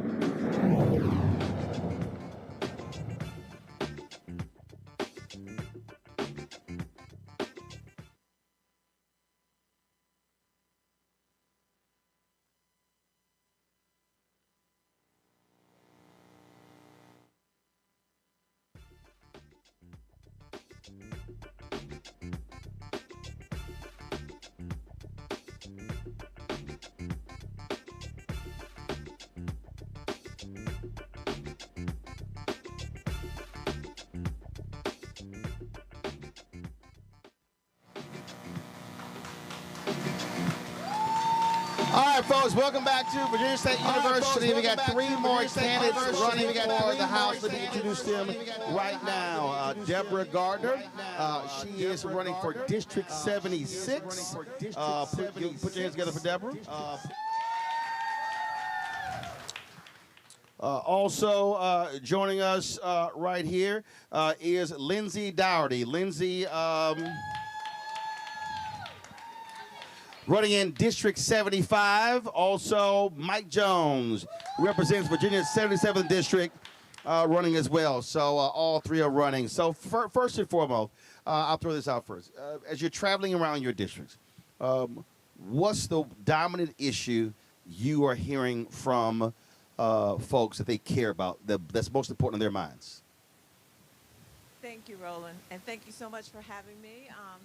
I am currently in the House of Delegates, so I still am knocking doors, just like I'm in a pretty safe district. And what I'm hearing from my constituents is they're really worried. They're really afraid about what's happening in Washington, mostly regarding the economy and health care. And so we are trying to address some of those issues in the House of Delegates. I'm actually on Health and Human Services as one of my committees. I'm also on Finance as a freshman. I'm really proud of that. And so I'm able to hopefully alleviate some of their fears. But in all honesty, we're not like the federal government. We cannot make money. Yes, so one of the biggest things that I'm hearing about just general affordability, a lot of it is around accessibility and affordability of healthcare. It's something that me and my family have faced over the years, and comes up on doors whether they're Democrats, Republicans, or Independents. And so I think that all the things that you mentioned before about it not mattering what side of the aisle folks typically vote on. These are issues that impact our day-to-day life, regardless of what party we previously supported. And so we have to make that decision this year in Virginia on who we feel like is best going to lead us, provide a firewall of protection against what's happening at the federal level, but also building up our communities here in Virginia for the next 2 years. First of all, good evening, Michael Jones. Thanks for having us out. People are tired of the nonsense in D.C. On November 1st, there was roughly 57,000 Chesterfield residents and 36,000 Richmond residents who will not receive their SNAP benefits because of the shutdown. That's not getting enough airtime. We're not talking about that enough. But our families and vulnerable communities are going to be impacted in a major way. The cost of living is not going down. It's rising. And many of the people that we represent, all three of us, and who Lindsay hopes to represent, they're not receiving the assistance from the government, federal and state, that they're going to need. And so we were talking about affordability. When I look at Mamdani running in New York, I mean, he is running a campaign that is speaking directly to people's concerns. You see it in the ads that he's doing, the social media as well. And healthcare is absolutely dominant, but we also are seeing is the issue of housing, affordable housing. We've seen prices of homes explode all across the country over the last several years. And so what specifically do you hope to do, Lindsay, I'll start with you, if elected, to confront the issue of housing cost in your district? Yes, so I'm actually running against an opponent that voted against tax breaks for first-time home buyers. It seems like a no-brainer to me, and that's something that I personally would support when elected. She also voted to raise rents without notice to people, and since she is a landlord, that benefits her directly. And I think that that doesn't serve our community. It doesn't represent what we need at a House of Delegates level, at a state Senate level, and is something that I will directly impact when we flip this seat. One of the things that we did, the city of Richmond actually has a tax incentive program for affordable housing projects. And that's going to be a model that we're going to use at the state level, that any builder that wants to come into a locality and do an affordable housing project, instead of a tax abatement program that basically gentrified the city of Richmond, those dollars are now shifted to putting affordable housing stock out there. And so that's key. That's something that we can do.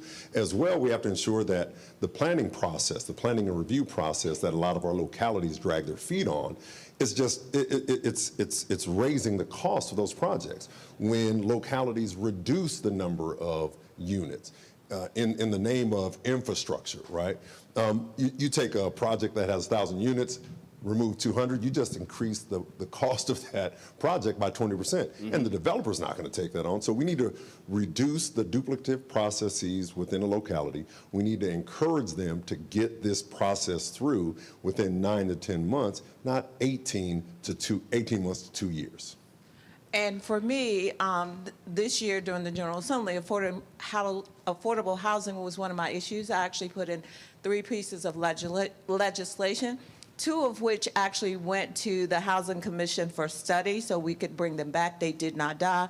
And one in particular, which is really kind of critical, is that we have localities and we have the state who has surplus property. And that surplus property could be used for affordable housing, but most of the time we did the research and found out that the localities did not know how much surplus property they had. The state did not know how much surplus property they had. So my legislation would have required them to do inventory and to make these properties available at a fair market value to organizations who specifically targeted developing affordable housing. And so it got sent to study. It did not die, but we've got to stop talking about the problem and start doing something. The other piece was to actually form a task force that would bring all of these pieces together, including the one that Delegate Jones talked about how long it takes to get housing through the process. And so that one is actually, they're working on pulling together, and it would have to report within a year and not just be something that you do and put on the shelf. I asked this question earlier. I talked about it with the president as well. So I'm going to ask each one of you to say yes or no.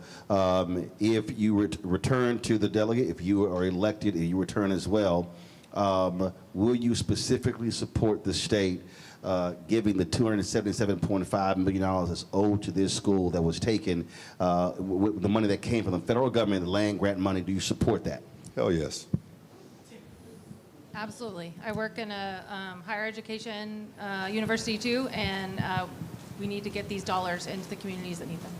And I would too, and my understanding is that they removed their designation as a land grant, and they should restore that as well as give the money back. All right then. Mike, I'll start with you. This one of the issues that specifically is important to our community, black-owned businesses being able to tap into state contracts. what does that look like for Black-owned businesses in this state? The reality is, if you look at most of our businesses, the ones that have been able to build and grow, the reason Atlanta is what it is because of the airport, because of contracts there, because of contracts with the city. We've not seen that replicated in some other different places. So talk about what you will do to advance that issue if you get to go back. Right. We know we can't do set-asides and namely say, all right, you have to spend X, Y, Z. But some of the things that we can do is begin to look at and focus on. Pull that mic up a little bit higher. Hold our developers accountable, that the procurement processes, whether it's a locality, whether it's a state level, to ensure that they are being equitable in the dollars that they do in Atlanta. All right, if someone couldn't scale up to do the entire airport, okay, do the runway. How do we begin to do some of those things? What Maynard Jackson actually did was he broke. So I cover city government, county government, and the reality is, in order for you to bid on a prime contract, you had to have been a prime before. Well, if you never can become a prime, you can never be on a prime contract. So what he did was he actually broke the contracts up. So versus there being a $100 million contract, he broke it into 4 $25 million contracts or 10 $10 million contracts, so which gave somebody an opportunity to become a prime contractor. And once you become a prime one time, you now can bid on other prime contracts. That's a way of doing it. That's not. Or when I covered City Hall in Fort Worth, one of the things they did was give preferential treatment to zip codes or to businesses in the city that are actually headquartered in the city. The last thing that Jackson did also was require banks, where the city put their money in those banks, to provide lines of credit to the businesses getting city contracts. He said, we're going to be paying them, but they can't survive on 6 months. And that's not a race-based policy. That can be for any business that has a state contract or a city contract. There are ways to actually help build capacity to get around those restrictions. And some of the things that we did, after my first session, we held a Banking While Black symposium, and we looked at how African-American businesses were not able to scale up or get the type of lending that white organizations could do. And so we Which is why Bean did get a PPP loan in the first place. Exactly. And so what we did this past session, put in a budget amendment that gave a grant, it was close to $250,000 to the Metropolitan Business League so they could help small businesses, Black businesses, minority-owned businesses, begin the process of scaling up. And so that's something that I want to see just more robust, more dollars put there. Because if we help local organizations like MBL, Floyd Miller can get those dollars to the companies and the men and women that are actually out here doing that work and help them be successful. Do you want me? Yes. What I want to say is I'm actually a small business owner. I'm registered in Chesterfield County.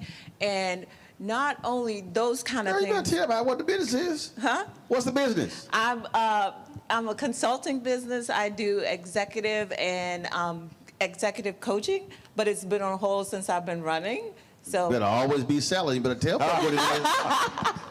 Go ahead. Yes, but along those same lines, we also have to make sure that they're not intentionally cutting them out. A group came to me to bring up possible legislation this session about how they have been kept out of this by having to check certain boxes, that if you've ever had a felon, then you can't bid on this, or if you ever, anybody in your company who has these certain things and you check those boxes, you can't even bid for some of those contracts. So we have to stop some of the roadblocks that are put in before small businesses, especially Black-owned businesses, to make sure that if they can bid on these things, that they're going to be qualified. As a small business owner, we also have to help processes where I have a macro business, but I have to jump through the same hoops that some of these larger businesses have, and that deters people from wanting to go into small business. And as we know, small businesses are the backbone of our community. They're the ones who provide the services to us every single day. Yes, so I think that, especially with the tariffs that are happening at the federal level, we need to really sow into the small businesses across our communities. And, that's women-owned businesses, that's Black-owned businesses, that's minority-owned businesses, because those are going to be the businesses that keep our community safe, keep us fed, keep us healthy. And so I think that if we're able to connect them to SWAM at the state level, help them navigate these procurement processes at the state level that are convoluted and have typically been built to kind of exclude people, then we will be successful in doing that. And so it's working with the small businesses in our communities to help them through that process, to connect them to resources and help them thrive and then help our community thrive too. But the key, I'm being very specific, not small business, Black-owned businesses. Because what we've seen many of them get frozen out, left out, and the problem is they remain small. They have 1-2 employees. So the reality is we have to build scale. So that has to be an intentional effort by the state to say we're going to do that to provide access to folks that have often been left out. If you're able to grow Black-owned businesses, you can change in many of these communities. But it has to be the ability to be able to access city contracts, county contracts, state contracts, because we're seeing how they're being cut out on the federal level. And capital. Yeah. They have to be able to access that capital. Well, capital, but also contracts. I mean, yes. So part of the deal, what happens when we talk about, whenever this issue comes up, we spend lots of time talking about access to capital. But the reality is, if I have access to contracts, then I'll get capital. And I think the one thing that we have that Deborah and I both have, when folk come in, and they're lobbying us for votes, my one power is a vote. That if it's coming before me on labor and commerce, which I serve on, if it's coming for city, counties, and towns, all right, hey, why isn't there anyone in this room that looks like me, right? As our legislature in Virginia, as it blackens and browns, right? Why don't we see Black and brown lobbyists? Why, you can ask, and I've done that. I don't care what those are jobs. Those employees. Those folks have families. There's a whole downflow. And you could ask them, hey, you want my vote? Are you hiring any minority businesses? Those are questions that I ask in my office. Are you?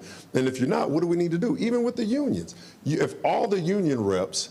I've been saying to unions for a long time. Yeah. Don't come begging for Black legislative votes, and then you're not hiring Black folks, especially trades. Yeah. And even putting them in the apprentice programs. You look at those programs, you don't see many brown people. Yeah, but I ain't talking apprentice. I'm talking people who are not apprentice, who actually already have the skill set. Yeah. I've been on that for like 20 years. And the trades folks get mad at me all they want to, but I don't give a damn.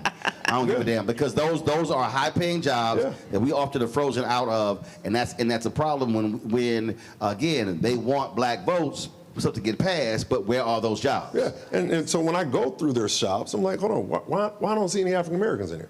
Why don't I see anyone that looks like us in there? And I think that's up to us as legislators to really sound that alarm, sound that trumpet, and put that expectation out there that we want representation. We want to see individuals that look like us and that are being supported by us. And so that's key for me. Your individual districts, give me a sense of the Black makeup of your district.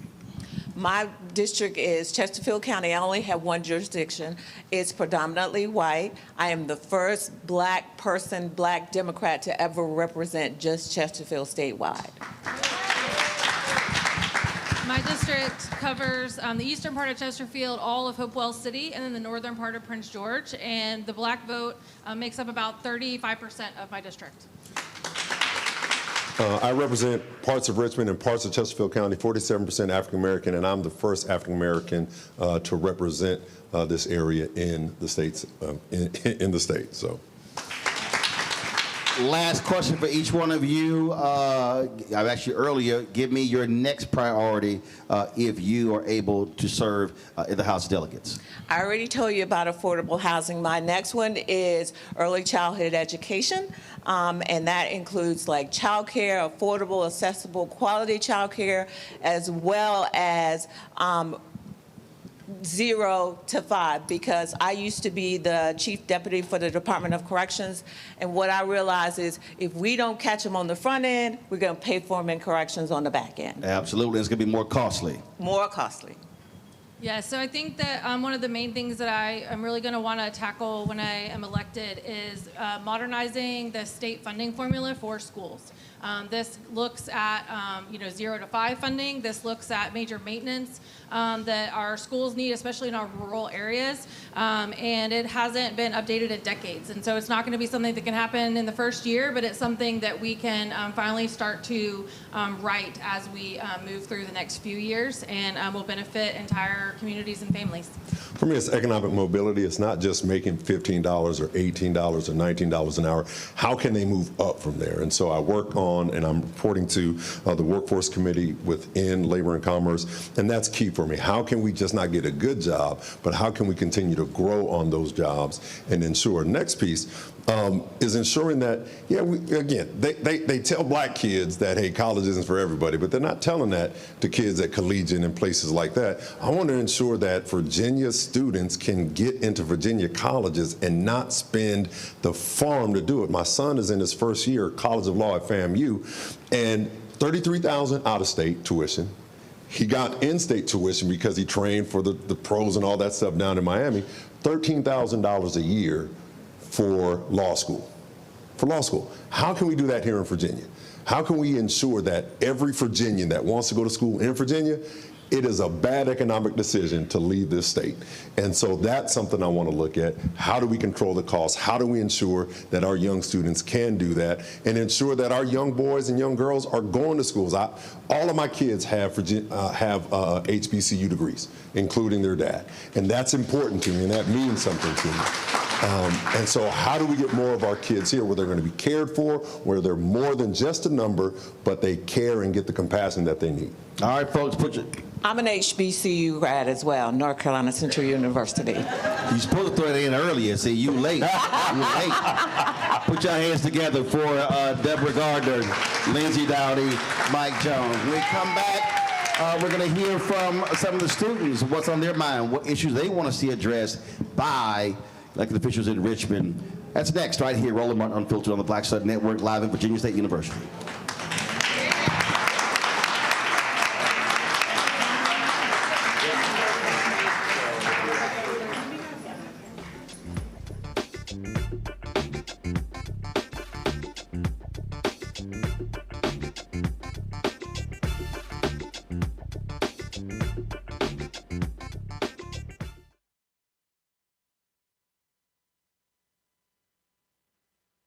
Next on the Black Table with me, Craig Carr. Why the America we live in today is not what the founders intended or what they outlined in the Declaration of Independence and even the Constitution. Professor and author Kermit Roosevelt will join us to talk about his book, The Nation That Never Was. How history was misinterpreted, the intent and realities of America's beginnings, and missed a much better story in the process. So if you have to pick some group to marginalize, I think it should be the people who are against equality. That's next on the Black Table, right here on the Black Star Network. Said the quiet part out loud. Black votes are a threat, so they erased them. After the Supreme Court gutted the Voting Rights Act in 2013, Republican legislatures moved fast. New voter ID laws, polling place shutdowns, purges of black voters from the rolls. Trump's Justice Department didn't stop it, they joined in. In 2018, his DOJ backed Ohio's voter purge system, a scheme that disproportionately erased black voters. Their goal, erase black votes and political power. Yeah, that happened. These are the kinds of stories that we cover every day on Roland Martin Unfiltered. Subscribe on YouTube and download the Black Star Network app. Support fact-based independent journalism that centers African Americans and the issues that matter to our community.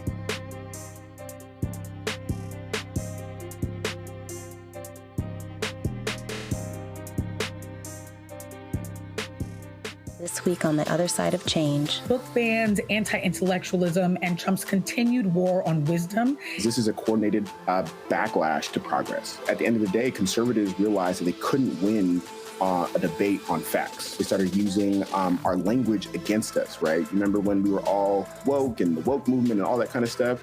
Now everything is anti-woke, right? When we were talking about including diversity, equity, inclusion, higher education, now it's anti-DEI. All this are efforts to suppress the truth because because truth empowers people. You're watching The Other Side of Change, only on the Black Star Network. If in this country right now, you have people get up in the morning and the only thing they can think about is how many people they can hurt, and they got the power, that's the time for mourning. For better or worse, what makes America special, it's that legal system that's supposed to protect minorities from the tyranny of the majority. We are at a point of a moral emergency. We must raise a voice of outrage. We must raise a voice of compassion. And we must raise a voice of unity. We are not in a crisis of party versus party. We are in a crisis of civilization, a human rights crisis, and a crisis of democracy itself. And guess what? You've been chosen to make sure that those that would destroy, those that would hate, don't have the final say, and they don't ultimately win. Hatred on the streets, a horrific scene, a white nationalist rally that descended into deadly violence. White people are losing their damn minds. As an angry pro-Trump mob storms the U.S. Capitol, we've seen shooting. We're about to see the rise of what I call white minority resistance. We have seen white folks in this country who simply cannot tolerate black folks voting. I think what we're seeing is the inevitable result of violent denial. This is part of American history. Every time that people of color have made progress, whether real or symbolic, there has been what Carol Anderson at Emory University calls white rage as a backlash. This is the rise of the Proud Boys and the Boogaloo Boys. America, there's going to be more of this. Here's all the Proud Boys, guys. This country is getting increasingly racist in its behaviors and its attitudes because of the fear of white people. The fear that they're taking our jobs, they're taking our resources, they're taking our women. This is white fear.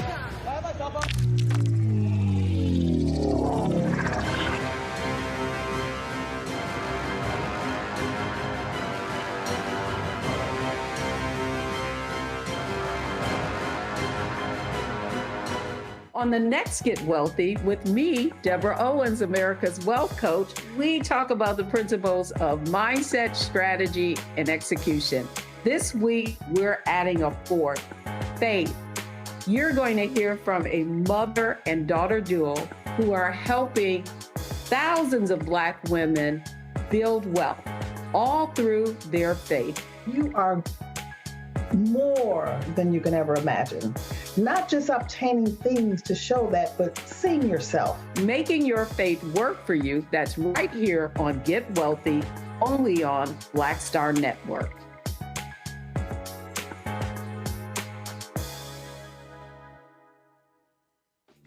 Hey, what's up, everybody? It's Godfrey, the funniest dude on the planet. And you're watching Roland Martin Unfiltered.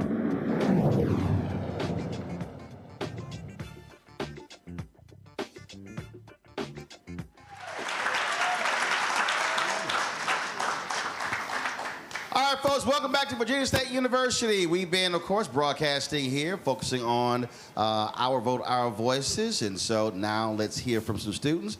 Black Star Network correspondent Brittany Noble will take it away. Well, hello, everyone. And with me right now, I have members of the Student Government Association. They call themselves the heart of the school right here. You guys had some big events today, registering voters. Jaden, I want you to tell me a little bit more about what happened today. First and foremost, glad to be here today. Today, basically, we had students come out in a fun way just to learn how to register to vote, especially if they don't live in this area at all. So they all came out just to learn how to register, how to put in their ballots and whatnot.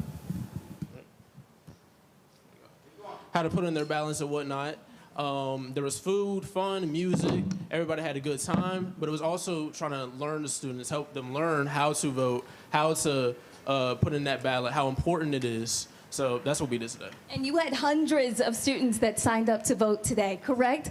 And tell me, what are some of the things that are on the minds of students here at the university? What are people talking about, Sanaya?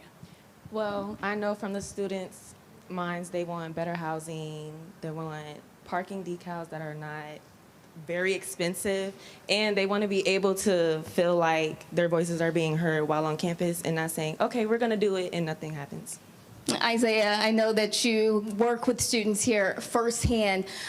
Tell me, why is it important for students to get involved? Okay, so when it comes to the reason why students should be getting involved is because we are the base at the end of the day.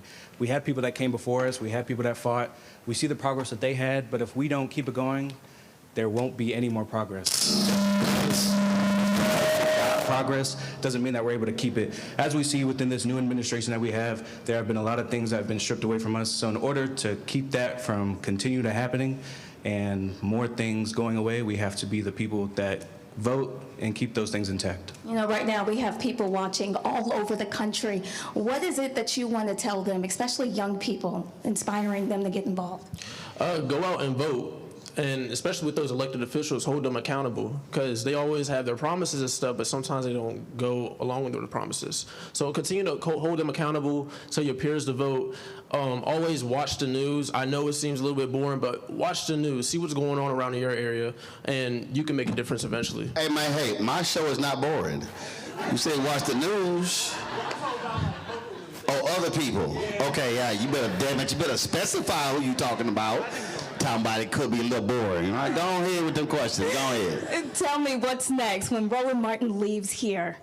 What are you guys going to do? How do you keep the momentum going? After this, we got to continue to mobilize. I feel like somebody like Roland Martin coming to our university, it shows just how important we are. Because some people can feel like we get lost in the sauce, especially considering that I don't want to say we're a lower HBCU, because obviously we're the best HBCU in the land. But when it comes to the Howards, the NCATs, things like that, people always feel like those students are the people that hold the power. But when Roland Martin decides, I'm going to come to Virginia State University in Petersburg, Virginia, that's when we realize that we hold power. And so I hope that we take that momentum and continue to fight for our people. That's because I own it. I can do what I want. Amen. All right, so appreciate it. We got the next group of questions. Students, y'all come on, get up. Hey, I'm gonna call on y'all. Come on. It's your turn. Get on up. I want you to stand right You in that car with that big old, on that blue orange sweater. Get on up. And tell us your name. Tell me what's in your heart. Zen Cambridge. I'm the senator for the Honors College. This election is just really crucial and important in Virginia. It's a stepping stone to what is going on in the federal government. It's really the blockade. All the issues that we talk about, from cost to schooling to the cost to just live. It is very important that we vote in this election and that we really understand the issues and the policies that are taking place not only in Richmond but in Washington as well. Your name? I'm Chance Beverly. I'm a sophomore in political science here at Virginia State and also serve as Mr. Taps for the Association of Political Science. And I think my biggest issue, especially with the administration right now, is I feel like we're losing truth in this nation. We're constantly being pumped with misinformation and disinformation, and I think we're losing our sort of objective reality, and I think we need to get back to just, defining truth in this nation. So. Tell me your name. Antoine Sullivan, a double major, political science, mass communications. I am a sophomore as well.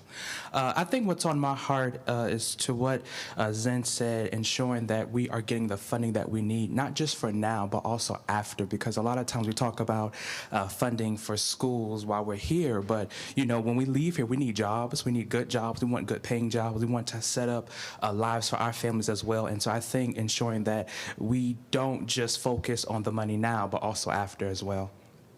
You have anything to say to encourage the people at home right now? Your voice is your vote, and take that with pride, because every single day, as we see this week, they are trying to strip it away, and we must truly focus on it. Whether the news is boring or not, or is as entertaining as Mr. Martin, we must focus on it. Smart man. So let's continue to practice the right to vote. Three of y'all students? Yeah, I need some females. Get up. Come on. That's right. Y'all tell me y'all shy. We ain't doing that. Y'all come on out. Step on out. Y'all step on out. Come on. Ladies. Tell me your name. Kamaya Norfleet, junior political science major with a minor in history. And then what did you take away from the panels today? Honestly, from all the different panels, I already knew it, But it really just showed how important it is to vote, especially as a student and as a Democrat myself, because you see how pivotal it is to see what happens when you don't vote. And aren't you guys all a part of another organization as well? Tell me a little bit about that organization. Yes, we are. We are part of TAPS, which is the Political Science Association here at Virginia State University. We are able to connect students exactly where they are and meet them where they are to understand the importance of voting, not just for now, but for future generations as well. Are you having a hard time getting people involved here on campus? Honestly, it's a little hard, especially with my generation, because they believe that elections are rigged. So it's just convincing the students here that your vote matters. It's not just your vote, it's your voice, how you express yourself to other people with just talking up about politics. You don't have to be Republican and Democrat. It's just about morals, honestly, at the end of the day. There were hundreds of people that signed up to vote today, students. But for those people that did sign up, so many other people did not? Yeah, what do you think is going through their minds? Honestly, like Chance said, it's a lot of misinformation out here about not only voting, but voter registration. I heard the craziest thing from a student. He said that if he registered to vote, that he would be put on the draft list. And I was just like, well, that's not really how that works. But with the current climate, everybody's willing to believe whatever that discourages them from making a change, it seems like. So that's like our biggest challenge right now with trying to get people out there to vote, especially as college students ourselves. So I know you're on campus and you spend a lot of time here, but what else are people talking about at home and in your communities? They're definitely talking about the lack of funding here on Virginia State University's campus and how we need more funding to better support them. It's not just that, it's also financial aid. You have students who aren't getting the proper Pell Grants to even attend college.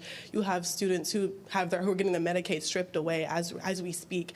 And it's just, it discourages a lot of students, especially like me, because I rely heavily on financial aid. So seeing what Donald Trump is doing in his administration, trying to strip that away, it's a little bit discouraging, but to me personally, it pushes me to try harder to encourage other students like me as well. But are you explaining to them that the folk who are in office are the ones who are deciding what gets cut and what gets funded? That's a good question. No, I'm asking you. When you're having these conversations with other students, earlier I said we have to connect the dots. And so those with knowledge have to do that. And so I think part of this thing is you have to connect the dots for those folks who don't understand it to say, hey, if you're concerned about funding for Virginia State, the House of Delegates votes on funding for Virginia State. So you have to have the person who wants. The people in Congress, they're the ones who are cutting Pell Grants. So that's what I'm saying. So when you are talking to these students, how are you helping them to understand the intricacies of policy? How are you doing that? What are those conversations like? Give me an example.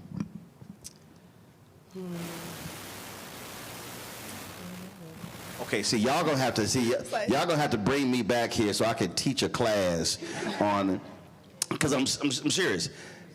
The issues, what you're struggling with right now are individuals who don't know.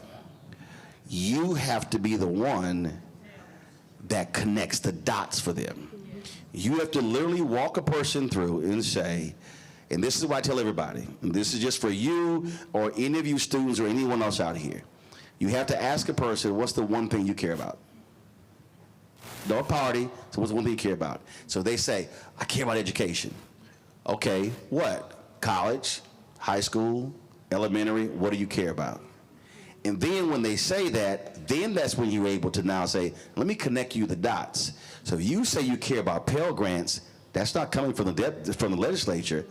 That's federal government. If you care about financial aid, that's coming from, you have to walk them through so they can understand, because the reality is they don't know.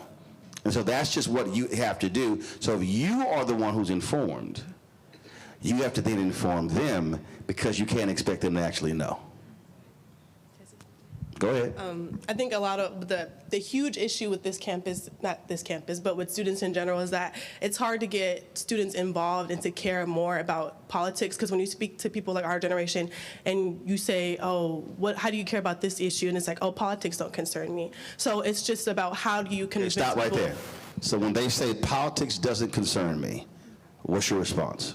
Well, it concerns our everyday life. It's the water you drink or the rent you pay or the cities you walk through. It's everyday life. So if you say politics doesn't concern you, it really does. Right. So when the person says politics doesn't concern me, that's when you come back, you say, okay, give me the two things you care about. Mm-hmm.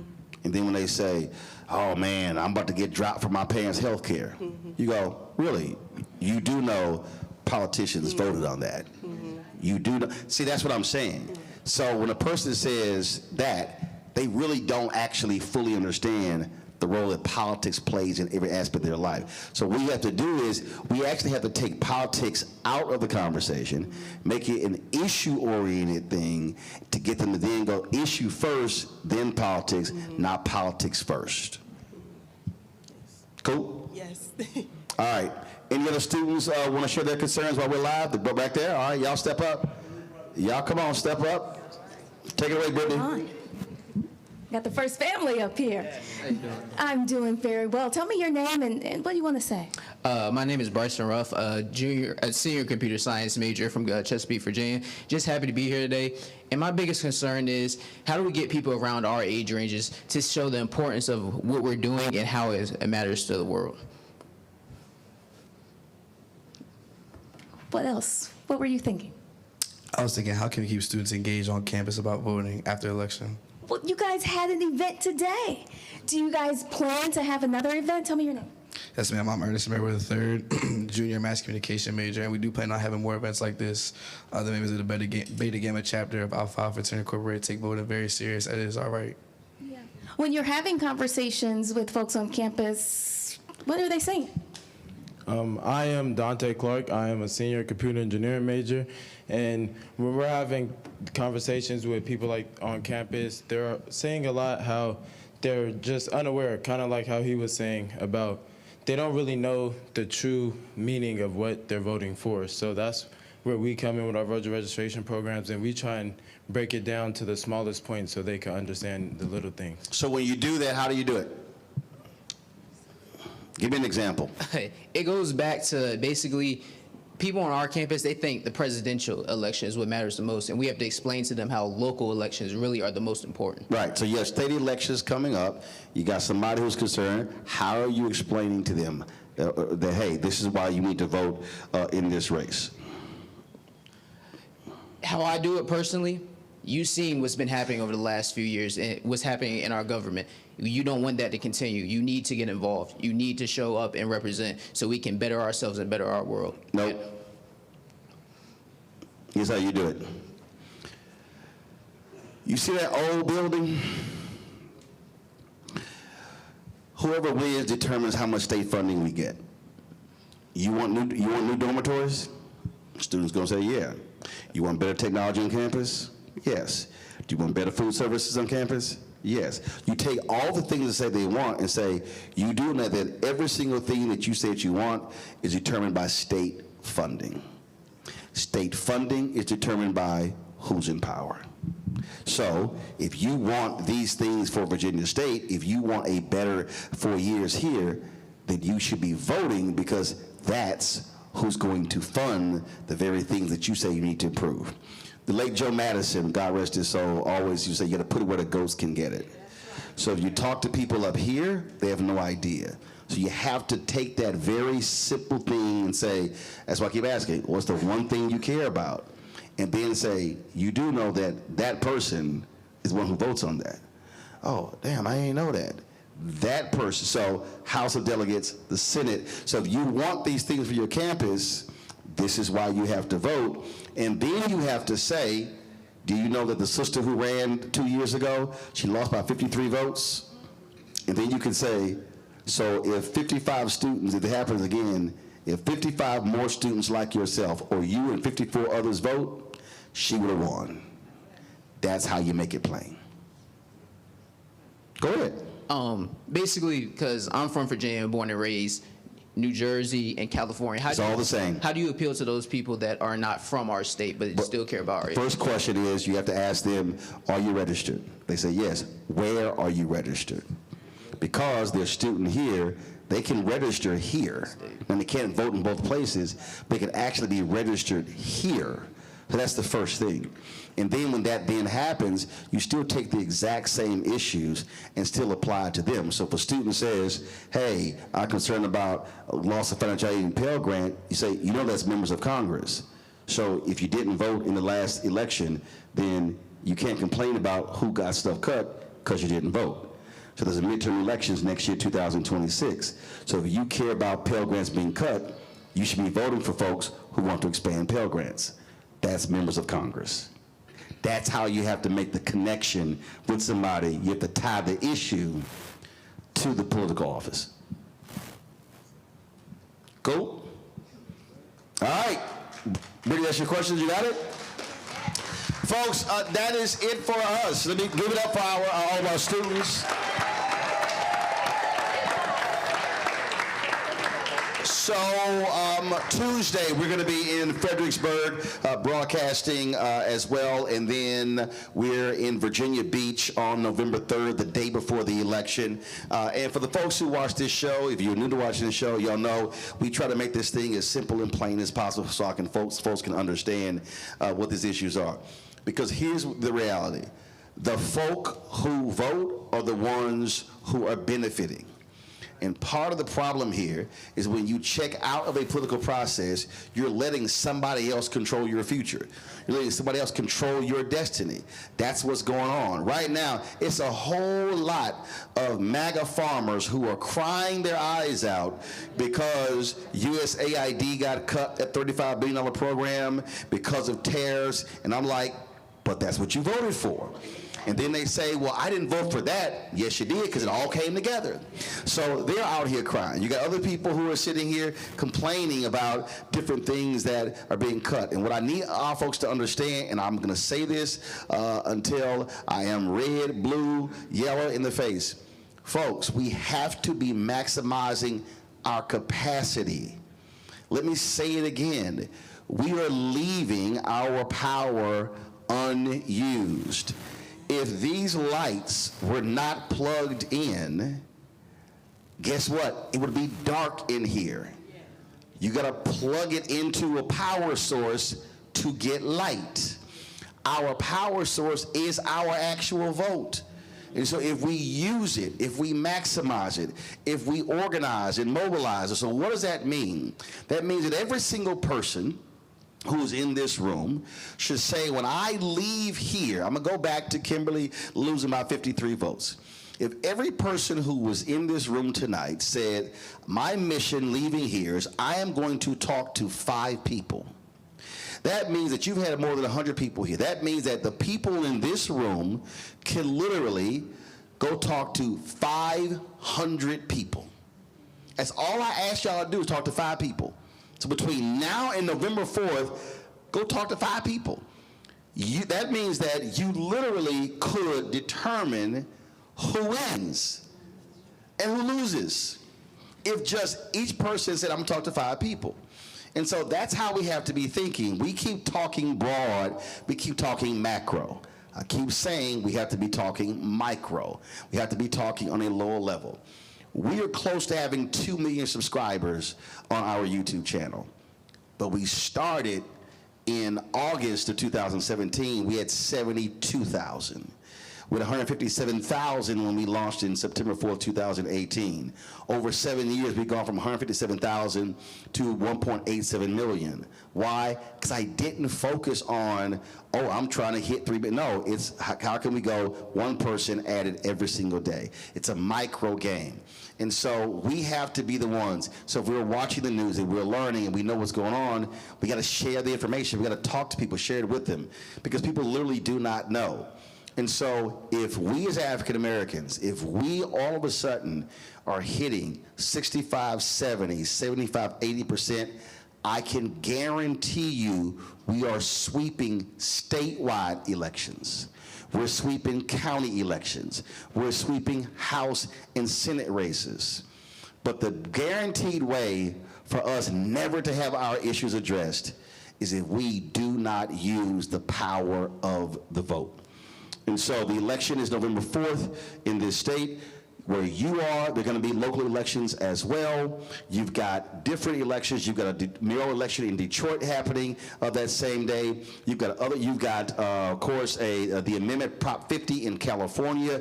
And so depending upon where you live, you right now should be asking yourself, what elections are happening where I live? And you should be saying, let me get caught up on the issues and the people who are running so I can maximize my vote. Let me thank the folks at Virginia State. Let me thank the Virginia Democrats. Let me thank the Virginia Legislative Black Caucus. Let me thank everybody who made this possible.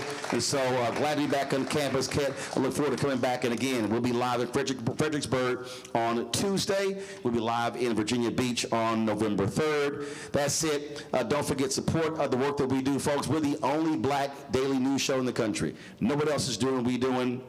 And not only that, we're not sitting there on StreamYard or on Substack. We're literally live in person here broadcasting. And look, I'm very frank. I tell folks all the time, every single one of these cameras, every single one of these microphones, all the stuff that we roll with, all that stuff costs money, a crew as well. And so this is what we have to be able to have, where we are covering our stuff, because you know what happens. MSNBC, CNN, ABC, NBC, Fox News, they will happily go to Virginia, or go to Virginia Tech, or go to any PWI. They never even consider coming to HBCU.